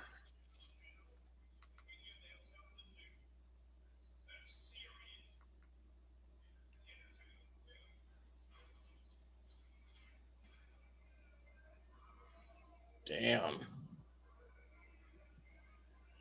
Damn, okay. This You is know, people talk lately when WWE does stuff, they call a lot of shit cinema. That was cinema. And this yeah, a is little a bit. fucking independent. Yeah, that was very, Just very saying. good. I have become a fan of Atticus Koger here the past month. Not to say anything against Fuego del Sol, but there's just something about the intensity that Koger brings to his matches that I just like. I find, you know, for lack of a better term, I find attractive the intensity that he brings. I get Yes. compelled by his matches and his promos. Good to see you back here, Sandy. No worries there. And yes, that match did rule. And since you guys are talking about spring, it's actually been spring, but there's some cold fronts coming lately, making us believe winter's still going on. Yeah. And if you got a cold front and warm front going on, that's not good, especially in the Midwest and South. I want to know how high the air conditioning is in this building if Koger's walking around in a hoodie and a jacket. Yeah, right. Because they're in the middle of Las Vegas, where it's easily in the upper 80s to 90s right now. Right. This motherfucker's walking around, got to be close to 1,000 people in this arena, body heat just permeating. Yeah. And he's wearing a fucking hoodie and jacket Oh, and wait a long minute, though. tights. Look at all these fuegos. All the fuegos. Will the real Fuego del Sol please stand up? Please stand Please up. stand Please up. stand up. Please stand up. Oh shoot! And they're doing the twirl for the tornado DDT. His finish. And here he Here comes comes. Fuego.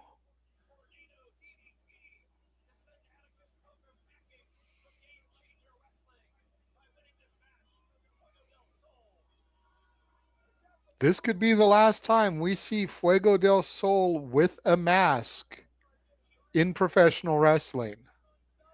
And it could also be the last time we see Atticus Koger in Game Changer Wrestling. Again, Atticus Koger had an opportunity to get entered in the WWE ID Championship tournament on Wednesday, lost thanks to Fuego del Sol interfering and brawling out of the building with him. So Yep. Atticus Koger definitely looking for a semblance of revenge here. What's up, Safet? Good to see you, Safet. Bell sounds, and here we go. Oh, we're not Both wasting men any just time. brawling center of the ring here to start things off. The intensity not waiting. Yeah, and both men trying to go for a suplex onto the outside of the ring already. They are not wasting any time here. Oh my God! Holy shit! Both men onto the concrete. Yikes! No mat there at the ringside area. The only mats are under the ring post. Keep that in mind, James. Yeah, I know. Face smash to Koger onto the hardest part of the ring apron. That's And terrific, Fuego man. just throwing punches. Koger gets a gut shot here. Sends Fuego mask first into the ring post. And Koger going under the ring here to look for some weaponry. Has a steel chair in hand. Remember, anything goes here in this matchup. Oh my Slides God! it into the rib cage of Fuego del Sol. That was rough. And now we got a door and another chair. Sliding the other chair into the midsection of Fuego. Oh no, we're gonna get a Doors door have bridge. been like the weapon of choice here in GCW and these shows here in Vegas. I guess seen a instead lot of doors. Instead of altar bridge, I guess we're getting a door bridge. Dun, dun, dun, dun, dun, dun, dun, dun. I was waiting for you to hit the music. Fuego with the chair to the midsection of Koger and now cracks him across the back with it. Sabu's it, just chucks the chair into the face of Koger. And Fuego del Sol now back at the ringside area, goes under the apron. What's he looking for? He's got a door as well now. Remember when they used to lift up the ring apron and pull out tables, James? Pepperidge Farms was the first. Now we got doors. Oh shit! Come on, hit the thing. The door on Koger's face. Yes, he did. Come on, get another one. Get another one. Get another one. There's a steel chair now. Pair of steel chairs. Kicks the steel chair that's already on the ground while carrying two more. Fuego sets one down. Grabs the one that's already opened up, sets it down. Going to make a door bridge here. To your point here, not an altar bridge, but a door bridge. Koger with another chair. Cracks Fuego del Sol over the head with it. At least he got his hands up to protect that chair shot. Yeah, wasn't unprotected. It was as protected as it could possibly be, really. Koger lifting Fuego up onto the staging area there where they enter the arena. And now setting the other door up. So we've got a pair of door bridge tables here. Very LBWA inspired, except we used plywood over two chairs instead of an actual table. Yep. Because, we couldn't afford a table to gimmick. We had to do what we could do. Remember, it's falls count anywhere. Anything goes here. Super kick drops Koger on the staging area. Very smart by Fuego here. Try to get away from that area. But, man, this is looking dicey. Oh! Has a pair of scissors. Oh, shit. Gonna slice and dice Fuego here. Maybe not even try to remove the mask, just cut it off him. Oh, no! Oh, no! Oh, no! Yeah, he's trying to cut the mask, James. Oh, no! Make it easier to remove. And now trying to stick the scissor blades into his eye socket and his forehead. I hate it. Oh, Koger with the blade of the scissors in his teeth now. The hardcore madman is Koger. You sick fuck chance, I believe, or holy shit chance, or maybe both. Either one works here at this point. I lost my remote because I was so scared. And now he's ripping the mask of Fuego del Sol, and he's got those needle pins. The skewers throwing them into the crowd here. And everybody just grabbed the skewer. Oh, no. You get a skewer, and you get a skewer. It's like an episode of Oprah. Yes, indeed. Oh, no. Has Fuego up. Looks for a white noise here. No. Is he going to hit the white noise? Oh, through the doors? Holy shit! Jumping white noise through the door off the staging area. Oh, God. Oh, God. He's hardcore. He's hardcore. He just hit his head off the concrete though. Dude, that was a bad landing for Fuego. Holy shit. Dude, he might be out. Picking Fuego up, walking back through the crowd, starting to head back to the ring apron. Coger throws Fuego back into the ring, goes back under the ring apron here, looking for some more weaponry. Could we get the third Referee door? checking on Fuego. Could we get the third door? Trash can. Traditional trash can here, not one of those Rubbermaid ones like the Wagner family used earlier. Dude, he legitimately now throwing another chair into the ring. He hit the back of his head on the fucking concrete, dude. That was rough. There's the trash can lid. Trash can lid just hit Fuego del Sol into the ass there as he chucked it into the ring. Let's see. Looking for more weapons. Another chair. Oh, Jesus. Coger finally slides back into the ring, grabs the trash can lid, cracks Fuego over the back with it,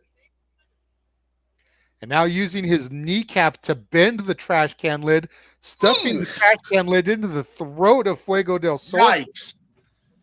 Yeah, I know we usually tell you, Nick, not about not to mention about food, but I just had food, and I feel like watching this match is making me want to throw out my lunch with some of the stuff that Coger's doing to Fuego right now. Kick to the midsection, rising kick to the knee from Fuego. Nice shuffle side kick there from Fuego, trying to get some momentum here. Comes out of the corner. Curb stomp of sorts to the back of the head and neck. Yeah, double Fuego curb stomp. Cutthroat saying that it's over here. I don't think it's even close to over, but all right, whatever floats your boat, Fuego. Atticus is no slouch. Atticus back to his feet. Step up Inseguri. Rocks Fuego on the top there. Yeah, that's not a good position for and Fuego. Now biting where he's already cut things over. You can see Fuego's blood on Atticus's face there. Yeah, this is true. This is true. Butt chance. Yes. Coger wait. The Tree of Woe here. Oh no. Oh no. This is not good for him. Stop. And now Coger hung up in the Tree of Woe there. Trash can set up by Fuego del Sol. Going to the other corner. Is he going to go coast to coast here? Gonna possibly go Van Terminator. Outfitting in GCW. Somebody's sliding in. I think it's Coger's brother. Big black hole slam catch by Coger's brother here. Oh, no. It's no disqualification. Referee can't do anything. Getting Atticus out of the Tree of Woe here. And here comes Sam Stackhouse, longtime running mate of Fuego del Sol. The big man spinning wheel kick takes down Coger's brother. Holy shit. What? Dude looks like Abdullah the Butcher if he was white. Sorry. Rose Atticus outside, ripping the t-shirt now. Oh my lord. Big old man boobies flopping. Fucking jiggle fixes. Oh my god. Oh no! Stackhouse suicide dive through the ropes, takes out both Coger brothers here. That's crazy. Crowd chanting "Holy shit!" because this fat fuck flew. Look at this again. I mean, he flopped and did almost like a reverse 619. It works. He can fly. He can fly. He flewed. He fluted. He fluted it.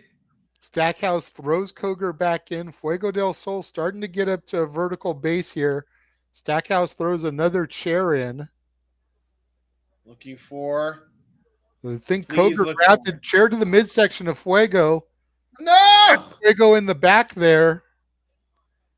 Stackhouse trying to get back in, and a chair thrown to the head of Sam Stackhouse here by Coger. Coger starts to regain dominance here in the match. This is not going to look good here. I appreciate that, Nick. I appreciate you recognizing it's not the time or place, bruv. Oh, no. Coger looks like he's going to go for a brain buster here. Fuego has Atticus hooked. Fuego driver through all the chairs, leg hook. 1, 2. Koger kicks out. Holy shit. And he's bleeding from the mouth, dude. He got fucked up from that.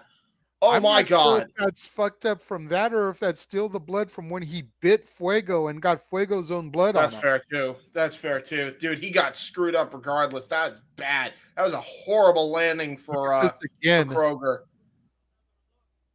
Jesus. Hooked the leg like a fisherman buster, and then the Fuego driver threw 4 chairs.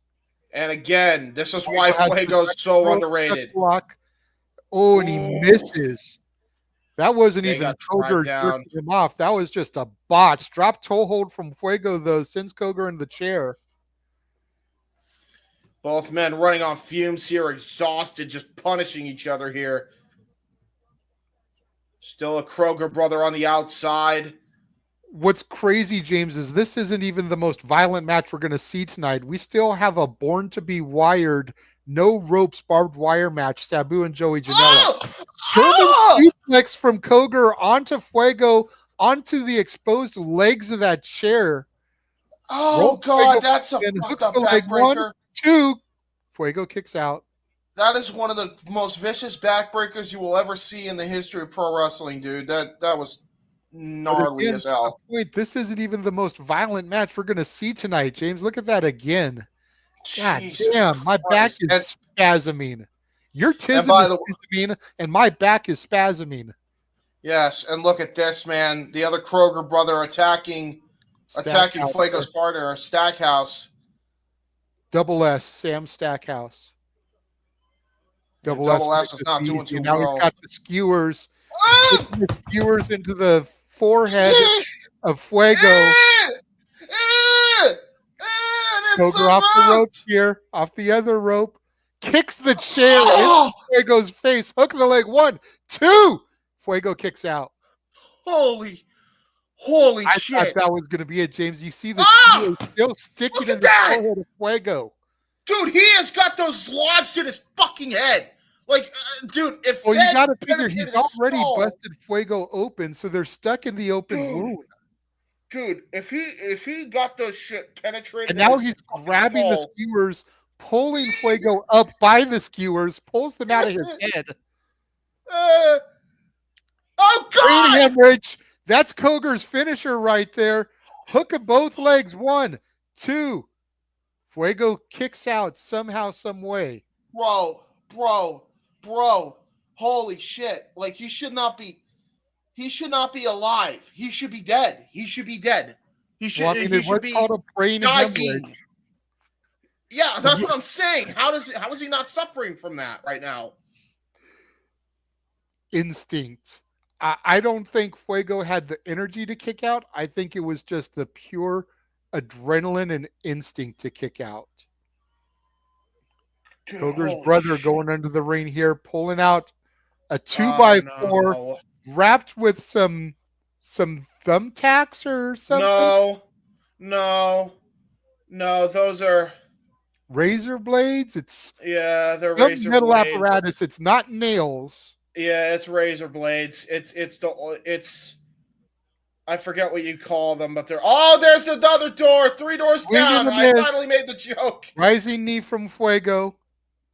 Has the Greco-Roman knuckle lock.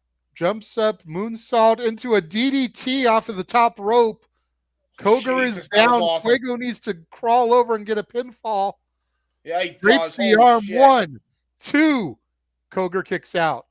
Not enough body on body here for Fuego to be able to do Koger in. There is 3 doors that have been pulled out now. We are officially 3 doors down. God damn it. So who's the kryptonite? Well, that's a good point. I don't know. Apparently it's a Kroger. Just grabbed Fuego's leg, drug him out of the ring, and shoved him face first in that ring post. There's another door table, so that's 4 doors. So your 3 doors down joke just got ruined. Yeah, that's true. All right, well, whatever. Koger's brother into the ring post now. Fuego and Koger battling over by the door bridge table. Damn, dude. Koger's brother actually in the ring now. Yeah, exactly. Where the hell is Sammy Guevara sometimes? The Dane of Koger's brother Oh, shit! Jesus, Pocket some pile kind of move driver! there from Stackhouse. Couldn't really see Stackhouse hit a pack. it. Yeah, Stackhouse hit a package pile driver. Oh, shit, dude. Fuego channeling a maneuver here from his best friend, Sammy Guevara. Thank you, Sandy. Appreciate that. What the hell is Sam gonna do? What is Sam Vader doing? bomb? No way. Moonsault? No, don't do it. Moonsault off the Oh! second rope to Koger's brother. Fuego on the top rope. Koger Holy on shit. the door bridge. 620. Oh! Oh! Holy shit! I think he just smashed his head off the apron. 630 senton, straight out of the Sammy Guevara playbook, his best friend. Koger in the ring now. Fuego with the pin. Hooks the leg. Gets two. Koger somehow, some way kicks out here. How? And Fuego What is getting does it upset take? now. Look at the blood from his elbow there. I Yeah, think he dude. busted himself on the elbow when he hit that 630. Dude, I'm surprised that's all that happened to him. Fuego now with the foot on the wrist of Atticus. They're holding him in position. He's got Atticus's skewers. Finally. Now he's going to getting his stick the step skewers back. into Atticus's forehead, smacking them into his, oh my God, right in the brow of Atticus Koger. Yeah, he's And got now his gut grabbing back, that all right. 2x4 with razor blades. No. No, you're kidding me. Swing, and he connects on Koger. Right in the freaking arm. Oh, right in the freaking elbow arm. pad now off to try to get those razor blades off of him that's stuck. Oh, that hurt. Fuego now has the trash can. And now, Fuego, up. no. No, Fuego's not going to do this. Tornado DDT or top rope DDT, Spanish fly type maneuver onto that trash can. That's what he's looking for here. But be careful, Koger's brother is back in. He's calling for that DDT. Koger just got handed a staple gun to the kitty. Oh, no! No, it was a taser. Taser, not a staple gun, excuse me. Holy shit, no! Brain hemorrhage onto the top of the trash can. Hook of the leg. Shit. 1, 2, 3. That is it. Atticus Koger has beaten Fuego del Sol, and we must now unmask Fuego. Koger's brother with a chair to Stackhouse at the last second, preventing him from breaking up the pinfall. Atticus Koger just beat Fuego del Sol here, and we now have to unmask Fuego del Sol. Look at this again. The brain hemorrhage off the top into the top of the trash can. Dude, holy shit. And the Koger brothers standing tall.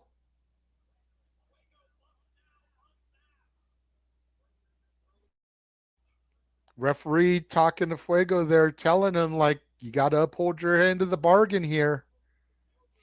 Fuego del Sol standing up in the ring. Stackhouse to his feet now. Fuego calling for Sam Stackhouse to come over. Says, you do it. And Sam Stackhouse is going to begin unlacing the mask here.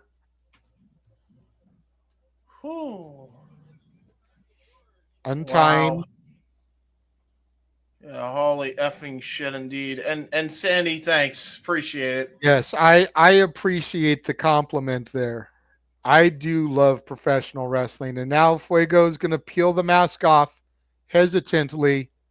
Stackhouse taking a couple more laces out. He's smacking him, says, that's good. I got it.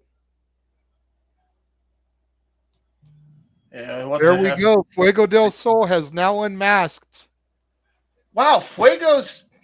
You can see the emotion on his face, and he hands the mask to Atticus. That is Atticus's trophy. He's the one who unmasked him. Atticus stands tall, arms in the air, mask in one hand, skewers in the other.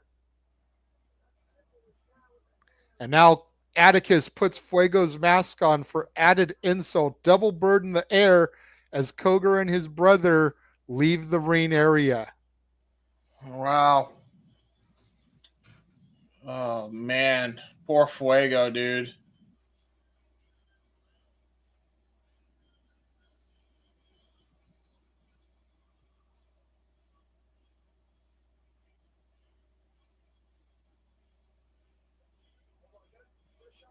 You know, James, we still have a lot of shit left to call this week. NXT Whoa, what the hell? Nights of Wait. Hold that thought, JJ. I was Hold trying to that make thought. a good point here. Sorry. Fuego's untying his boots here. I think it looks like he's going to leave him in the ring, James. Yeah.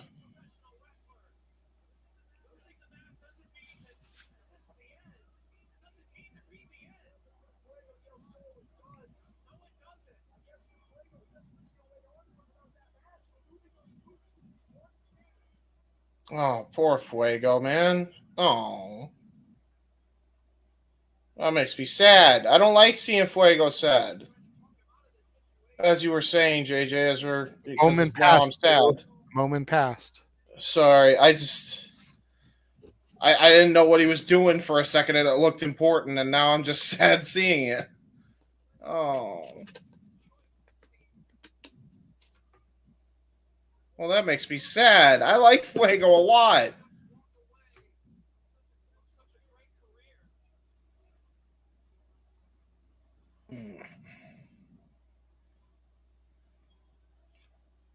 Ow, dude. Oh, damn, those shoes are tight. Fuego bowing to the crowd here as his boots are left in the center of the ring. Damn.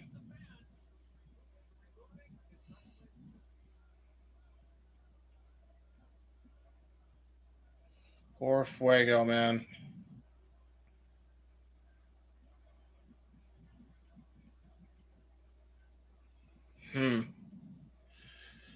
Well, even though the moment's passed, what were you trying to say? Because I noticed that, and I'm like, I normally wouldn't interrupt, but that looked way too important to skip over there. I was trying to say that regardless of everything that is still going to come this weekend, I don't think we're going to call anything more important than a mask being lost. Yeah, for sure. Absolutely. And you kind of stepped on it, so. Well, again, when he was taking off his boots, can you blame me? I mean, I didn't expect that he was going to take off his boots like that. He looked like he was a bit of a wreck. And I mean, again, it does relate to the mask, so who can blame him? But shit, man. It looks like we're getting a package here now for Matt Tremont versus Minoru Suzuki. Suzuki and his sick sadistic smile sometimes just makes me chuckle. A little bit. Murder grandpa. Murder grandpa. While there's a promo, I am actually going to try and get myself, well, I got my drink, but I got to get a headache meds because my sleep schedule's all screwed up and I'm starting to feel a headache. That's not good. No worries. I'll run our trailer real quick. Yes. Thank you very much. And now for a taste of things to come.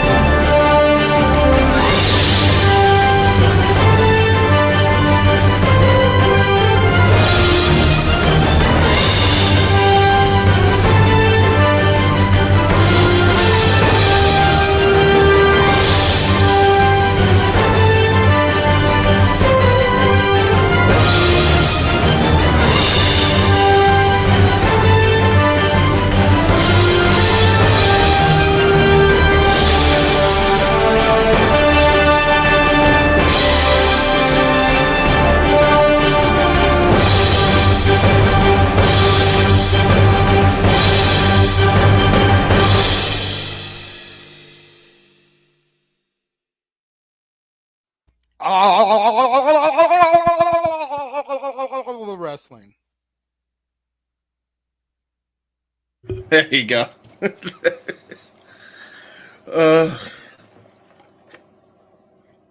Where did JJ go? Oh, there's JJ. Hi. I was confused. Try to remember which layout it is because I already had the image shared there. Yeah.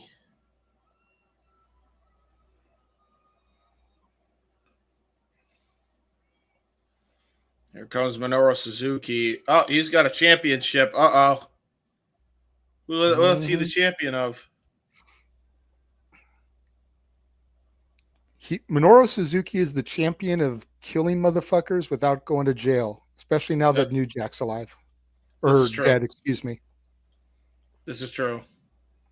That's why he's called the Murder Grandpa. This is true. Suzuki really getting the crowd into it.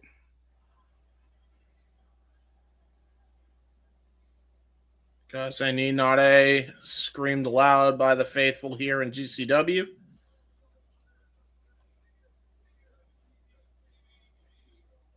The DDT Pro Universal Championship. That's what he's holding. Oh, wow. There you go. There is a universal on the DDT Pro that they had earlier today, which Konosuke Takeshita was also a part of. There you go. And Konosuke's got the never openweight title, which is also a title very synonymous with that man, Minoru Suzuki. Most infamous champion of that entire lineage. One of the best GCW entrance themes. Matt Tremont comes out to Journey separate ways. Of course he does. Dude, me and Walter were talking about that shit the other day. Like, it is one of the corniest music videos of the 80s where they're playing like imaginary instruments on a San Francisco pier, but that shit fucking goes hard. Even his son loves that song. This is true. I cannot believe we're hearing this. So here comes Matt Tremont, of all people, coming up. Well, dude, we've heard Journey. We've heard Aha Take on Me, and we've heard Dean Martin, Ain't That a Kick in the Head. And we've heard the Cranberries Zombie. Are you really surprised at this point? And look at this. Their musical taste is kind of all over the fucking place. A little bit. Someday love will find you. Break those chains that bind you. For the record, will remind you. So for the record, we got the ultraviolet. I had to get my Steve Perry on there for a minute. A little bit, yeah. We got the ultraviolet. He's the GCW ultraviolet champion. JJ. Yes, he was singing. Hey, we know. Hey, like I said, I was raised on Journey, man. This is the entire reason why I haven't gone to see them live, even though they're still touring, is because Steve Perry's not with them. His voice is one of the greatest rock and roll lead singer voices of all time. And I refuse to see Journey live unless he's with them.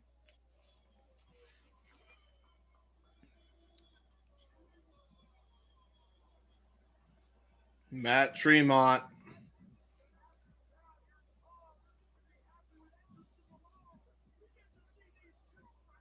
I was going to say, they're saying on commentary that the crowd's just happy enough with the entrances, but now we actually get to see them wrestle. Referee calls from the bell. Suzuki saunters to the center ring, the smirk on his murderous grandpa face.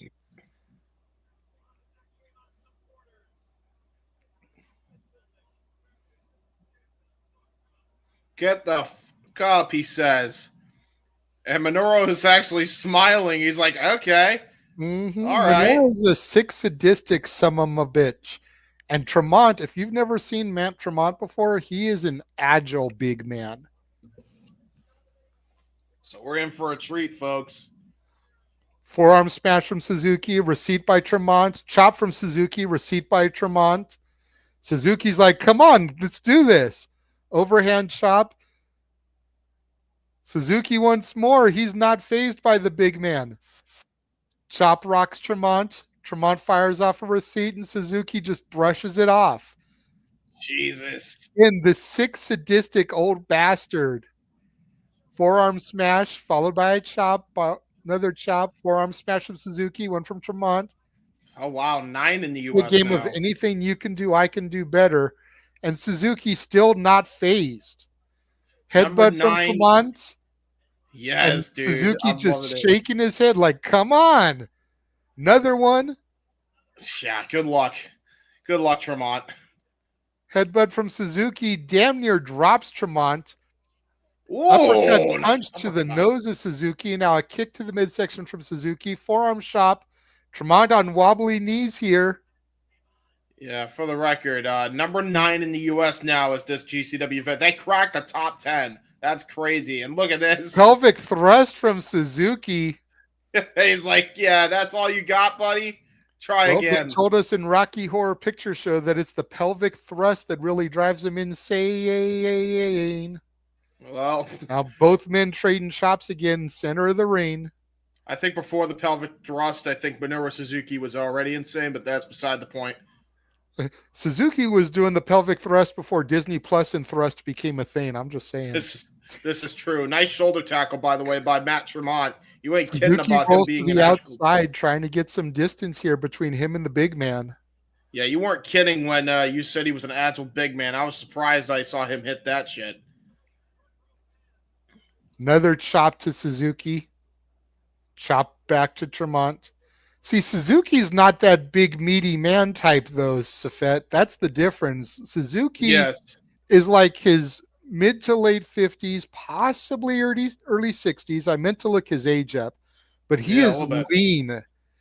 Tremont is a big, meaty man. Tremont is Both definitely men a now big trading person. boots on the outside. The fact that Tremont can lift his leg up as high as he does to get Suzuki in the face should show you how limber and agile this big man is. And by the way, look at that damn welt on his head. That is from years of wars. Headbutt misses. Headbutts the ring post because Suzuki gets out of the way here. Yeah, well, he hit the and knot. Now this man is offering Suzuki his chair, just like, here, have a seat, old man. He's like, I don't need no damn seat. What do you think? I'm a geriatric? You notice Suzuki is not in the senior scramble, okay? Yes, exactly. Oh, Thank no. You, Andy, 56 years old is Minoru Suzuki. Dude, oh my God. The minute he hit that steel post, he's now just bleeding as a result of getting hit once. Of course. To your point, he had that big, juicy callus already. And then that knot meeting the steel just opened him right up. And you can see the blood on Minoru's knuckles there as he keeps punching the open vein and wound of Tremont. And now an elbow to the top of the head. Yikes, dude. Yeah, I was wondering how they were going to follow that matchup.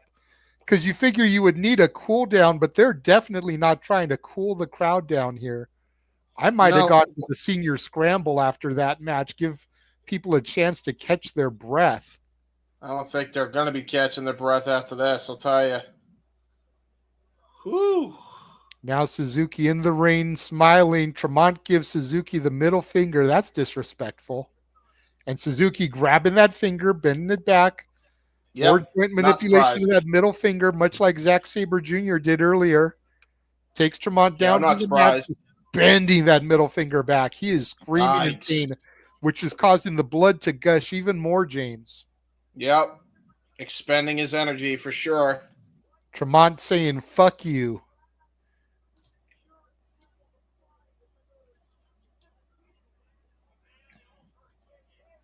Oh, boy. Now bending Tremont's hand and stomping the shoulder joint there. You know, downtown Las Vegas is Fremont Street. They should have done an event called Tremont on Fremont. I get that joke. Oh, God, just punching away at the wound. I believe there's actually a show on Fremont Street tonight that is a free wrestling show, standing room only. Not GCW, just some other company, but again with a wrestler named Matt Tremont in downtown Las Vegas, the Vegas being known for the Fremont Street experience, an event called Tremont on Fremont would have made sense. Dude, Giving that gold is, to all wrestling companies this week. You're welcome. yeah, that is a goddamn gross looking thing. Oh, it's so grody. Just look at all the blood on Suzuki there. Yeah, dude, because it just keeps pouring out of that damn wound. Big Oh, clothesline clothesline! from Tremont takes Suzuki down. Damn. Well, he don't act like a geriatric. I'll tell you that right now. No. And again, the youngest man in the senior scramble is 56 years old also, which means Suzuki's the same age. Death Valley driver to Suzuki, hook the leg, gets a 2 count. Minoru kicks out. Very good Death Valley driver there by Tremont. Suzuki kind of stalking, pushes the referee into Tremont, and the referee falls down, goes boom. Yeah, referee can't really do much because it's GCW and anything goes. Punch to the jaw of Suzuki. Tremont gets Suzuki up. Suzuki slides down the back there. Forearm smashes to the front, to the face there of Tremont. And another one. The problem with Tremont being this bloody is I don't think he's going to be able to keep that sleeper on lawn, and I don't know if he'll be able to keep hold of that Gotch style for lawn. So that actually might benefit Tremont to his advantage here. The benefit of Tremont bleeding this much is I believe this is the last GCW show for the night, so at least they can go get stitched up, stapled up, glued up, get a nice shower, and be good for tomorrow. Yeah, sure. Tremont in the ropes, Suzuki being forced to break. He still has that sleeper in. You see the referee now has the gloves on because of the blood. Suzuki pushing the referee. Suzuki needs to be careful not to get disqualified here. Anything may go, but I'm sure. Oh, kick to the midsection of the referee. Yeah. Cradle pile driver. Shades of Jerry Lynn there from Minoru Suzuki. Yeah. Scott-style pile driver. Tremont to come in. Here come some more officials to the ringside area. Get the referee out. Backing Suzuki off of Tremont. Jesus Christ. Okay. What does this end in a ref stoppage? Match stoppage? I don't know here. You said anything goes, but you got to figure assaulting a referee. Big splash from Tremont to Suzuki. Neither man giving an inch here. Suzuki runs in with the boot to Tremont. Okay. Suzuki on the middle ropes now, mounted punches to Tremont. Good luck to the rest of the referee corps trying to pull these two off each other. And yes, very good, astute observation, Sandy. Yep. Referee trying to get Suzuki. Tremont still charging at him. Suzuki just threw another referee, kick to the midsection of Tremont. Both men trading forearm smashes right here in front of the fans. Got to be careful not to get Tremont's blood on the fans. Especially in this COVID era, post-COVID era. Yeah, they are scared to even try to break up this fight between these two monsters. Yeah, I don't want to meet Minoru Suzuki in like a dark alley or anything. Suzuki and Tremont look like they're heading to the backstage area here. I the guess emergency exit doors. I guess the match be over. I'm not sure what to think here. They're right there at the ring announce table. Belt to the head of Tremont. This is not good. And now Tremont has his own belt.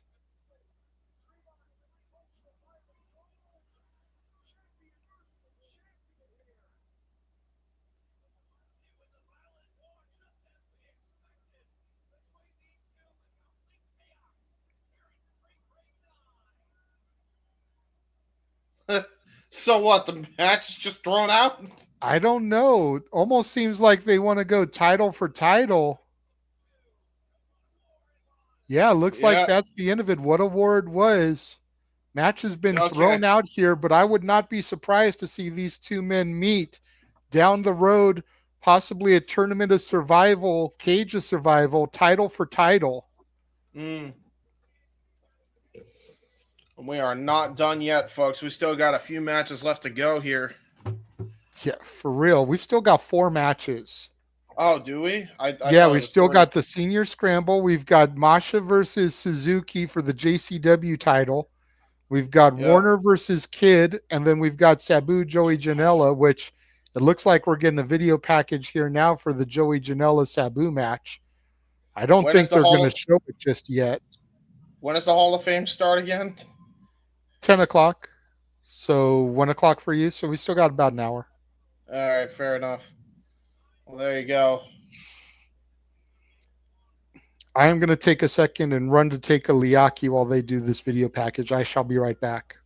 Okay, I will. Should I run the promos? I guess I shall run promo. Running promo, everyone! And now for a taste of things to come.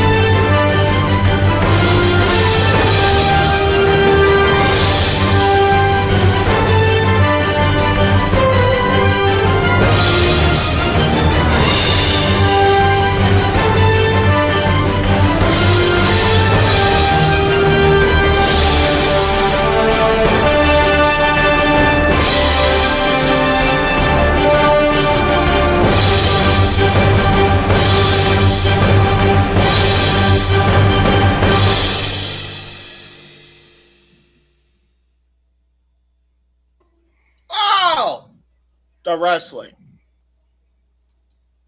Indeed. And then we have watching Road to Wrestling Duntaku 2025. Nice. So you're watching 2 things. Good. Thank you for multitasking and choosing us to multitask with. Here we go. Just as a little side note there, for the Stardom show that Walter and Noah called earlier today was Mina Shirakawa's final Stardom appearance. Huh. I see. So wherever she goes, wherever she ends up, which if you believe the dirt sheets, she is going to be All Elite. She should be making her debut here sooner rather than later. There you go.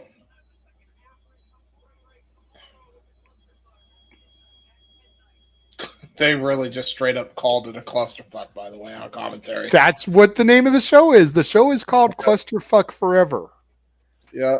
I've tried to be polite depending on what time of the day is and how early in the stream it is, and cluster F or cluster forever, but at 2.5 hours into the stream at 9 o'clock at night here on the West Coast, just after midnight on the East Coast, we can get away with calling it the clusterfuck. I'm just saying. This is true.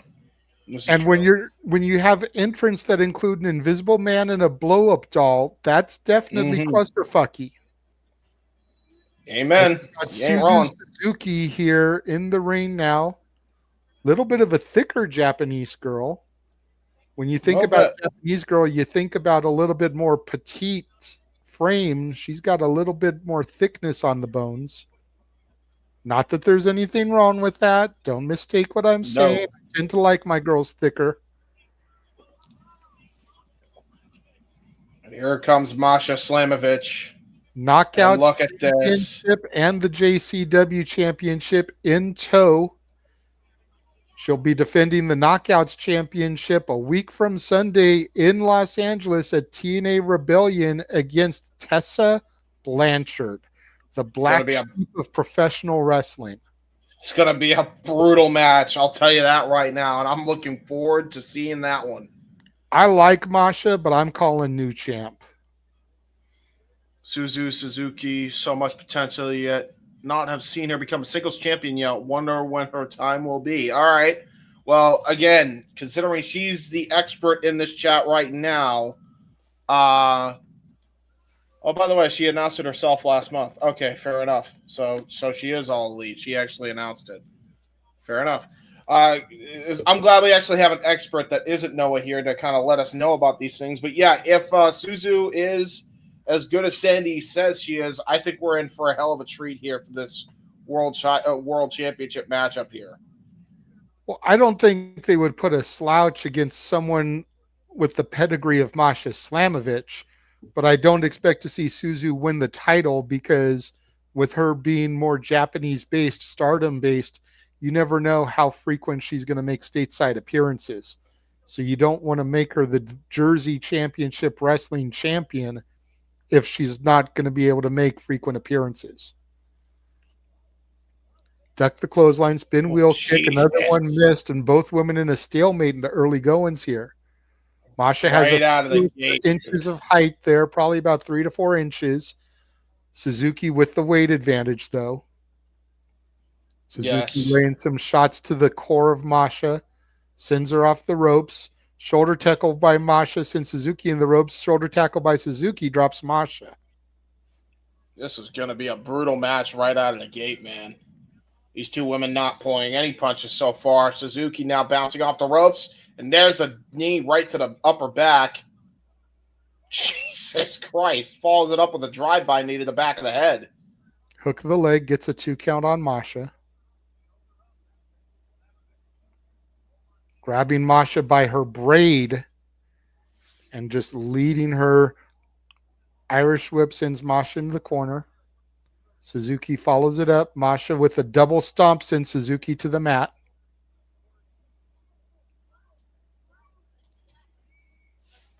That's a brutal double stomp there. And now we got Masha back in control. Nice snap there. Oh, Pair of snapmares. Picks her back up. Third snapmare takedown. One of her extensions went flying there. Did Suzuki. Yeah, she just brutalized her too with those PKs. Masha gets a 2 count off of that chest kick. To your point. Yeah, that was brutal. Especially the back kick. The back kick following up with the chest kick was brutal enough. And now look at this now. Modified octopus there on the ground there by Masha. Trying to make Suzuki here submit in the early going. Oh, wow. Just immediately wrenching on that, too. Masha has to be careful, though, that Suzuki doesn't shift her body weight. Being a little bit heavier could get Masha in a pin predicament. Elbow to the head. Look at that. Breaks the hold. That was a great way to break that hold. Immediately grab the braids of Masha Slamovich. Again, we talked about that. That shit hurts when you grab that because that just puts more pressure on the head. Brilliant strategy to get out of that submission hold. It's part of why I never wore my hair in braids, despite how long my hair got. Brutal triple clothesline there by Masha. Only garners a 2. Because you figure the braids are pulled so tight, and then if you grab them, that just, to your point, puts extra strength and pull on the skull there. Nice forearm from Suzuki to Masha. And a stomp to Suzuki's face, but Suzuki looks like she enjoyed it. A little bit. Forearm smash to Masha's chest. Side kick from Masha drops Suzuki. Masha off the rope. Suzuki goes to the corner now. Charges out. Spear takedown Masha. Yeah, great spear, too. I think she actually turned her inside out as well with a schoolgirl while she hit the spear. So that was a schoolgirl driver spear, which something I have not seen before, I'll tell you. Nice forearm shot by Masha in retaliation. And I don't think you want to get into a striking match with Stardom, but this is Masha Slamovich we're talking about here.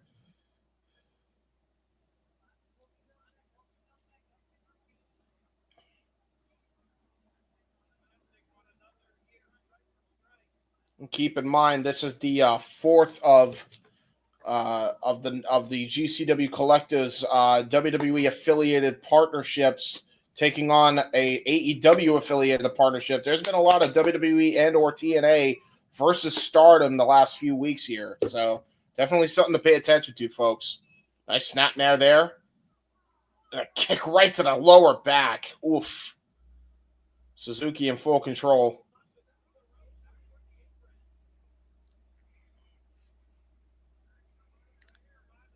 Oh, no.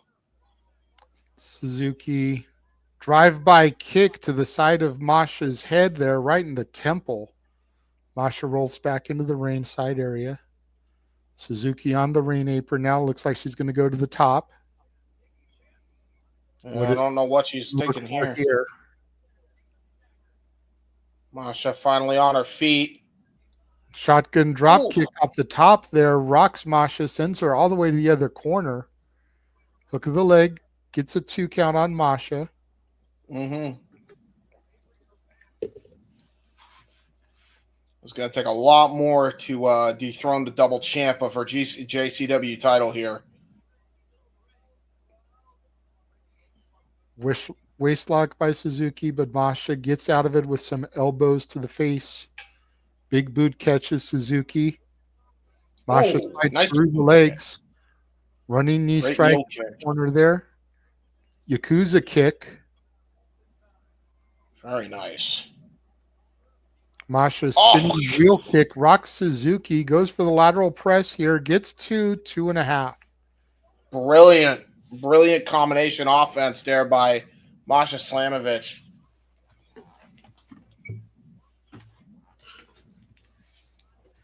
Very good matchup so far. I'm really liking this.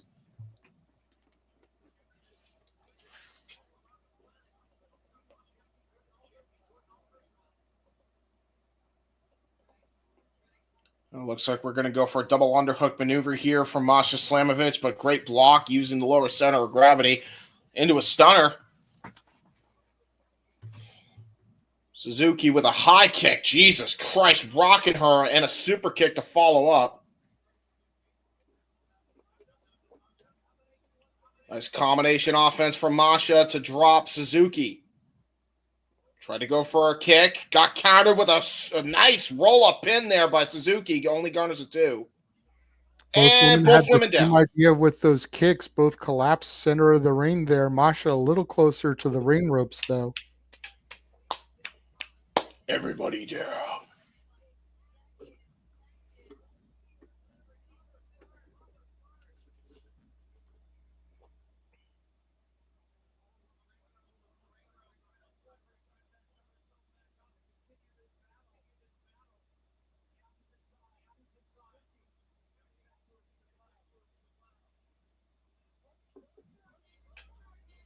Jesus, nice big boot there by Masha Slamovich.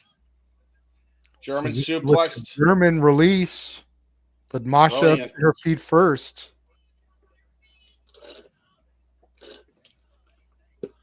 Here we go. Headbutt from Suzuki.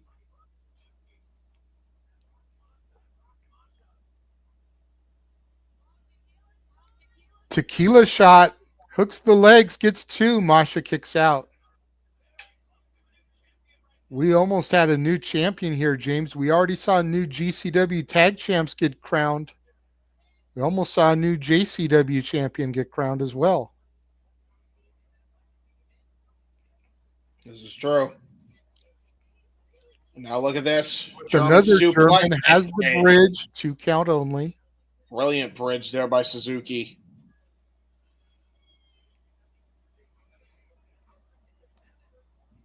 Suzuki has a neck choker that says crazy on it. I'm starting to believe that.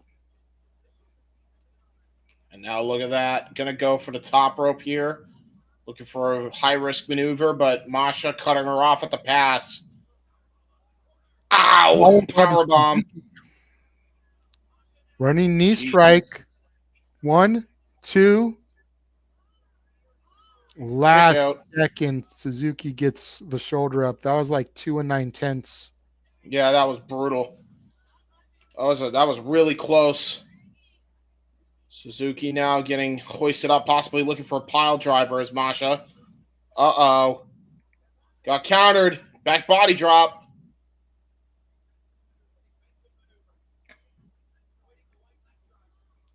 Ooh, Jesus, what a forearm shiver. Back elbow by Masha Slamovich. Huge Jesus, side what kick a... from Suzuki. Rocks Masha. Spin kick from Masha. Drops Suzuki. Yeah, that might be all she wrote here. Now I'm going to go for that pile driver. Got all of it. White Knight driver gets the 3 count. Very well done.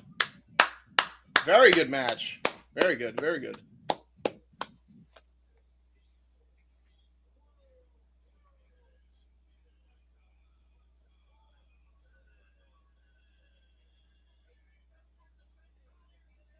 Woo-wee. Good match.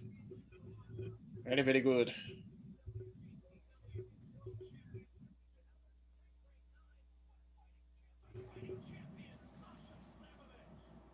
Double champion still, but for how long will that last when she takes on Tessa Blanchard a week from tonight? A week from Sunday. Week from Sunday, sorry.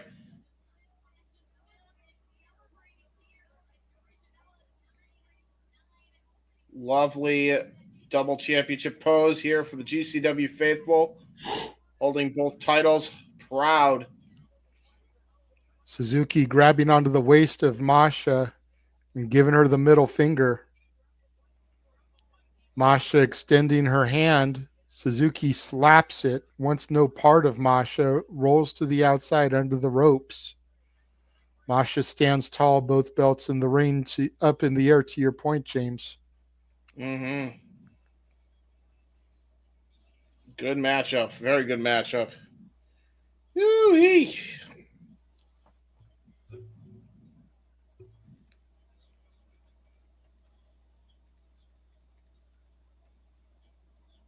Oh, wow. They're using Crack Addict? Are you kidding me? Oh, my God. How long has it been since we heard that? And, of course, they use it for the Gabe Kid Mance Morton match. Here we go again. Right now. Let's go. Me and you, toe to toe. We can rock. We can roll. Here we go again. Hell yeah, Limp Bizkit, baby. It's not WrestleMania weekend without some Limp Bizkit. I don't care what nobody says. The weekend can eat a dick. It's not WrestleMania weekend without Limp Bizkit. True. For the record, I'll tell you this right now. That is a royalty-free track because we have still not gotten claimed for that to this day. You know what this means, James? What? The semi-main event is the Senior Scramble. What the fuck? Okay. All right, I see. Well, that should be interesting.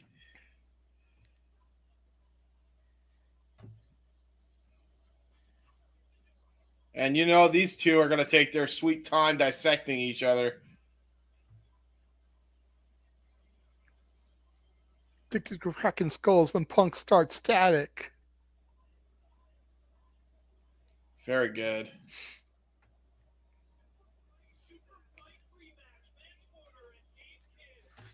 I love that they used freaking Crack at it. That's nuts.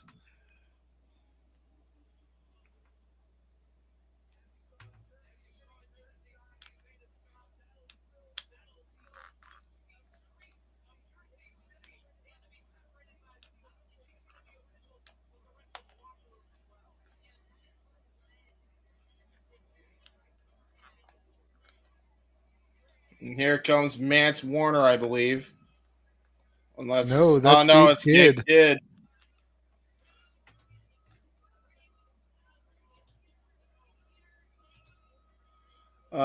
Yes, you did miss Zack. Yes, Zack returned for the tag match, I think.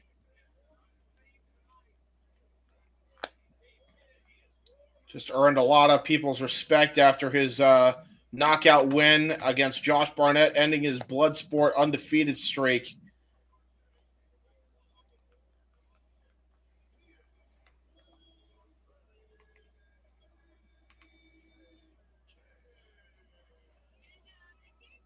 Gabe Kidd is absolutely ready to go here.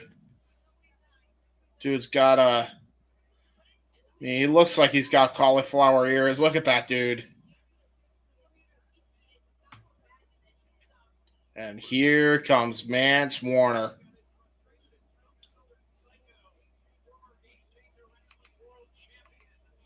Former GCW World Champion here.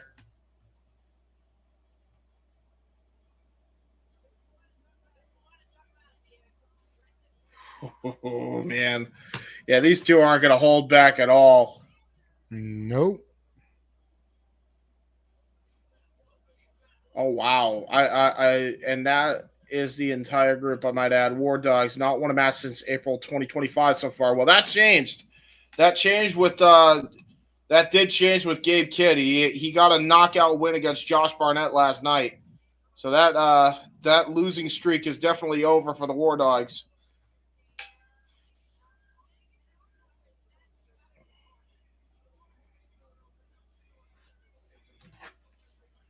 Nashville, Tennessee versus UK. I don't know what part of UK, but I'm sure it's not a good part of the UK. No, it's the mean streets.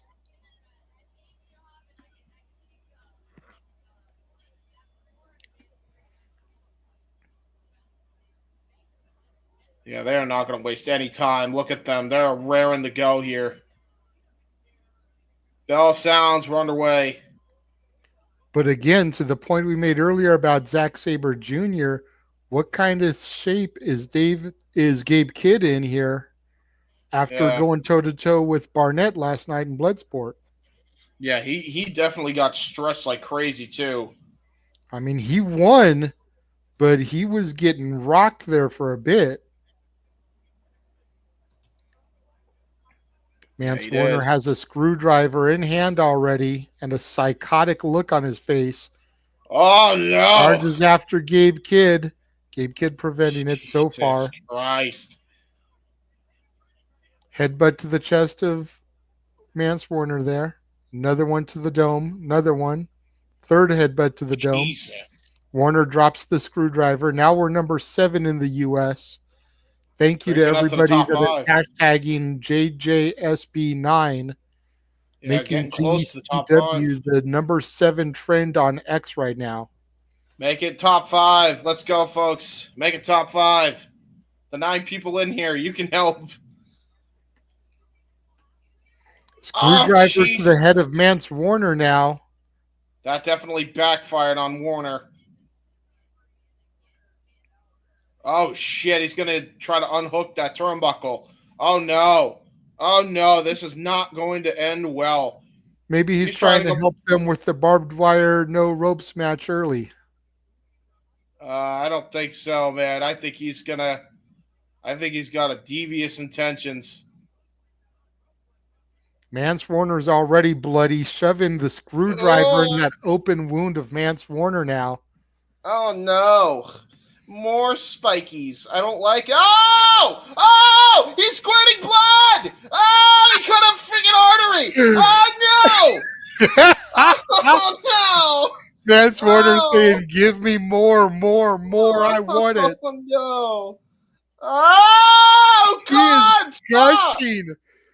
Dude! Mance Warner is gushing here. Look at all the blood on the mat. That is just from Warner. I think that's, oh my God, that's so gross. Jesus Christ. Oh, I hate that shit, Mirror. Oh, I hate it. Please cauterize quickly. Steph Delander is thinking backstage right now. Oh my god. Gabe Kidd's dabbing him with the screwdriver again. Dude, yeah, he is pissing. You ain't kidding. Oh Look at god. that close up of Mance Warner's face. Jesus. Stupid! Dude! Dude, he's doing it on purpose. Oh, he's doing it on purpose. He's doing it on purpose. He's doing it. He's doing it just to show he can do it. Gabe Kidd wiping his blood all over his chest there. And Twitter is bad, but not as bad as this. And also, I already am in therapy. I'm already in a lot of therapy. Oh my Low god! blow to Gabe Kidd there from Warner. Bro, please keep in mind, folks, we still have a no rope barbed wire match for our main event between Sabu and Joey Janela. Oh, you freaking Mance Warner, the madman, is still on his feet somehow, some way, and he's going under the rain apron here, looking for something. God. Something. There you go. I wasn't going to do it. I did it. The old chair in hand, throws the chair in the rain. I need something to make me happy right now because I'm scared. So you're telling me that shtick makes you happy, James? At this point, a little bit. It makes me happier than seeing whatever the fuck happened to Mance Warner. Oh no, not another and door. Another door, and he's already bleeding all over the door there.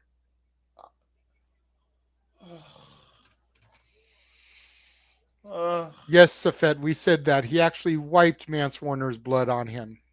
And yes, we are probably going to be late for the Hall of Fame. We are trying to schedule the other team to go in there. Well, it looks like Noah's going Mimi's, so Walter's going to be in there solo until we join him. Yeah, he said he's going to go Mimi's the minute you get in there, but then is Noah going Mimi's right afterwards? Noah's already gone to bed. Shit. All right, so I didn't see any message from Walter. I don't know why he's not responding. He just told me on private. Okay, well, I put it in the group's chat so that everyone knew what was going on with us. I don't know why you're getting a private message and I'm not getting a response. Screw it. I'm gonna have to do throws it, the chairs into the ring here. More chairs in the rain. Hitting Gabe Kidd in the kneecaps accidentally there, chucking the chairs in the rain. Mance Warner back in now.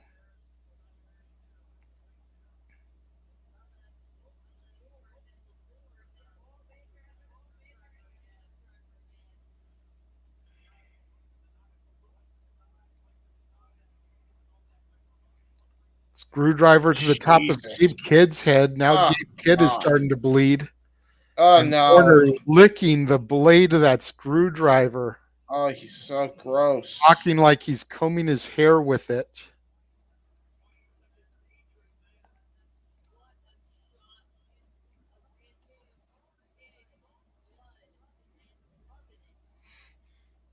Gabe Kidd bloody now. Warner covered with blood.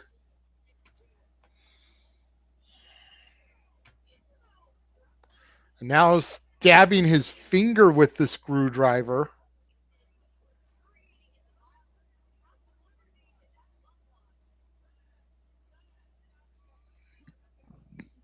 Excuse me. Screwdriver back into the gash there at Gabe Kidd, trying to make him bleed as much as Warner has. And now stabbing shots there from Warner to Kidd.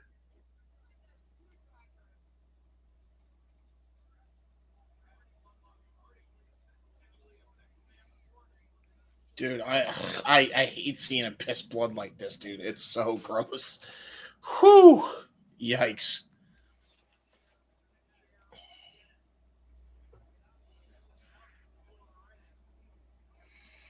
Oh, God. Warner taunting Gabe Kidd, telling him to get up. Regardless of how bloody Warner is, he's still on his feet. Gabe Kidd barely bleeding in comparison. Both men now sitting in the steel chairs.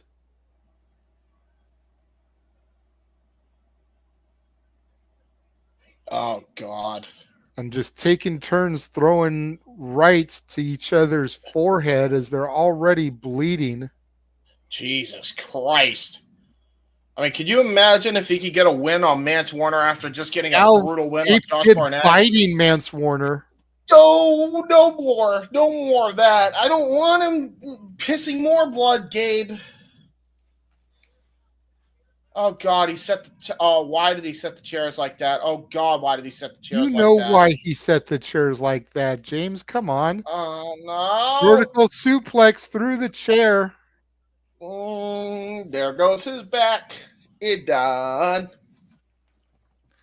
My back is spasming once again here.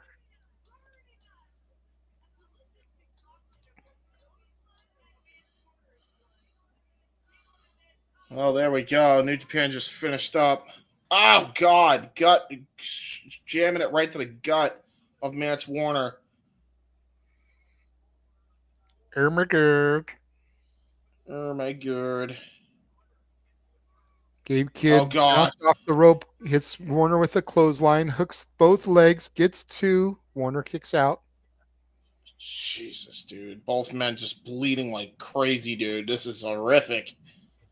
God. Gabe Kidd now wiping his own blood on his chest. Might be a combination of the two, to be honest. And now grabbing the door.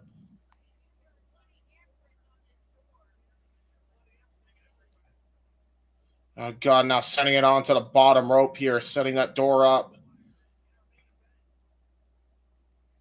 This isn't going to be... Hit to Warner. This is not going to end well. Oh, not the pile driver. That's what he knocked out Josh Barnett with last night. Yep. Warner fights out. Chop from Warner. Headbutt from Warner. Drops Gabe Kidd to his knees. Jesus, dude. What the hell is he thinking of here? Oh, Tornado shit! DDT jumping off of the chair. Oh, Both shit. men go through that door that was set up in the corner there. Brutal, brutal spot. Both men down now.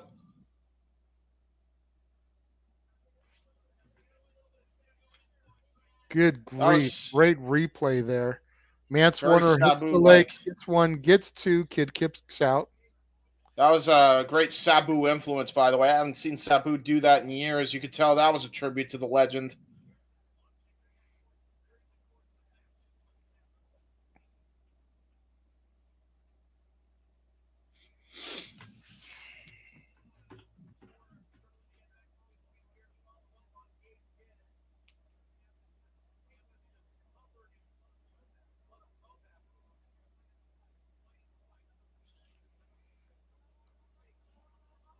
Gabe Kidd giving Warner the double bird, telling him to brain it.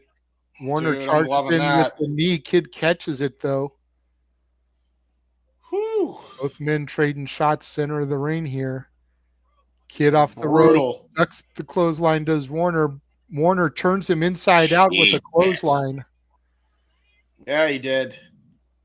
Mance Warner goes for the pinfall. Hits leg 1, 2. Kidd kicks out. Here we go. Come on, Warner. Come on, Kidd, really. I mean, I'm happy with either one of these guys winning just for the punishment they both endured. Whoever wins this has definitely earned it. Try to become 2-0 here for the War Dogs here on American soil, because Lord knows apparently the War Dogs need a little bit of a positive momentum here.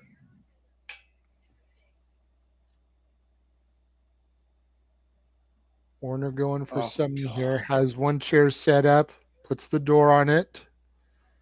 Gonna set up the other chair. Make that door bridge table here. Oh, Jesus. We've seen that. That never goes well. Stomping on the hand of Gabe Kidd. That's brilliant, though.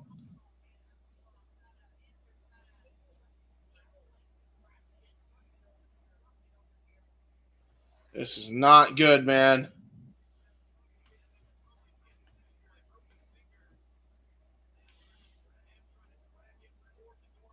Warner bringing Gabe Kidd around, face first into the door bridge table.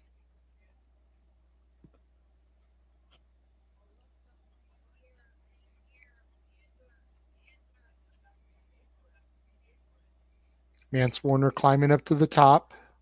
Yes, he is. Uh-oh. It jumps Gabe, over the table Jesus. there. That was some great athleticism from Gabe. Oh, God, no. Gabe Gotta Kidd be go for the looking for pile that driver. pile driver. Yeah, he is. Connects with it. Warner pile Oh! drives through that door bridge table. Yeah, he got Both men brutalized down. in there. Holy shit. You see the blood spatter of Mance Warner's head. Look at this again, that pile driver replay. Dude, that was rough. Gabe Kidd unable to capitalize, though. Yeah, both men are exhausted, dude.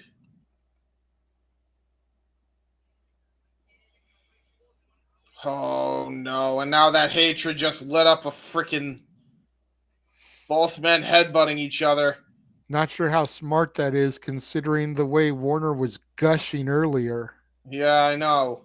Looking like a sprinkler with the blood coming out of his forehead. This is a brutal ass match, I'll tell you that right now.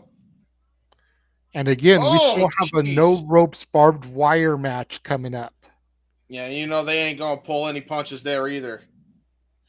Both men trading forearms here in the ring.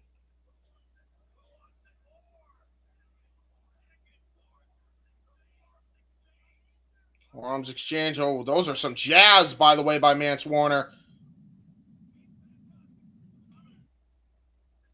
Headbutt Headbutt by from Warner. Gabe Kidd. Ooh, God. 2, 3, that's it. Gabe Kidd punched Wow. Warner and then collapsed on top of him and got the 3 count. Both That was, men physically spent here. yeah, no shit, man. Gabe Kidd winning 2-0 here at GCW events. Sandy, you got your wish. Boom. That was just a flat out punch right to the jaw. Sometimes it's the simple but most effective moves that win a match. And Gabe Kidd just proved that.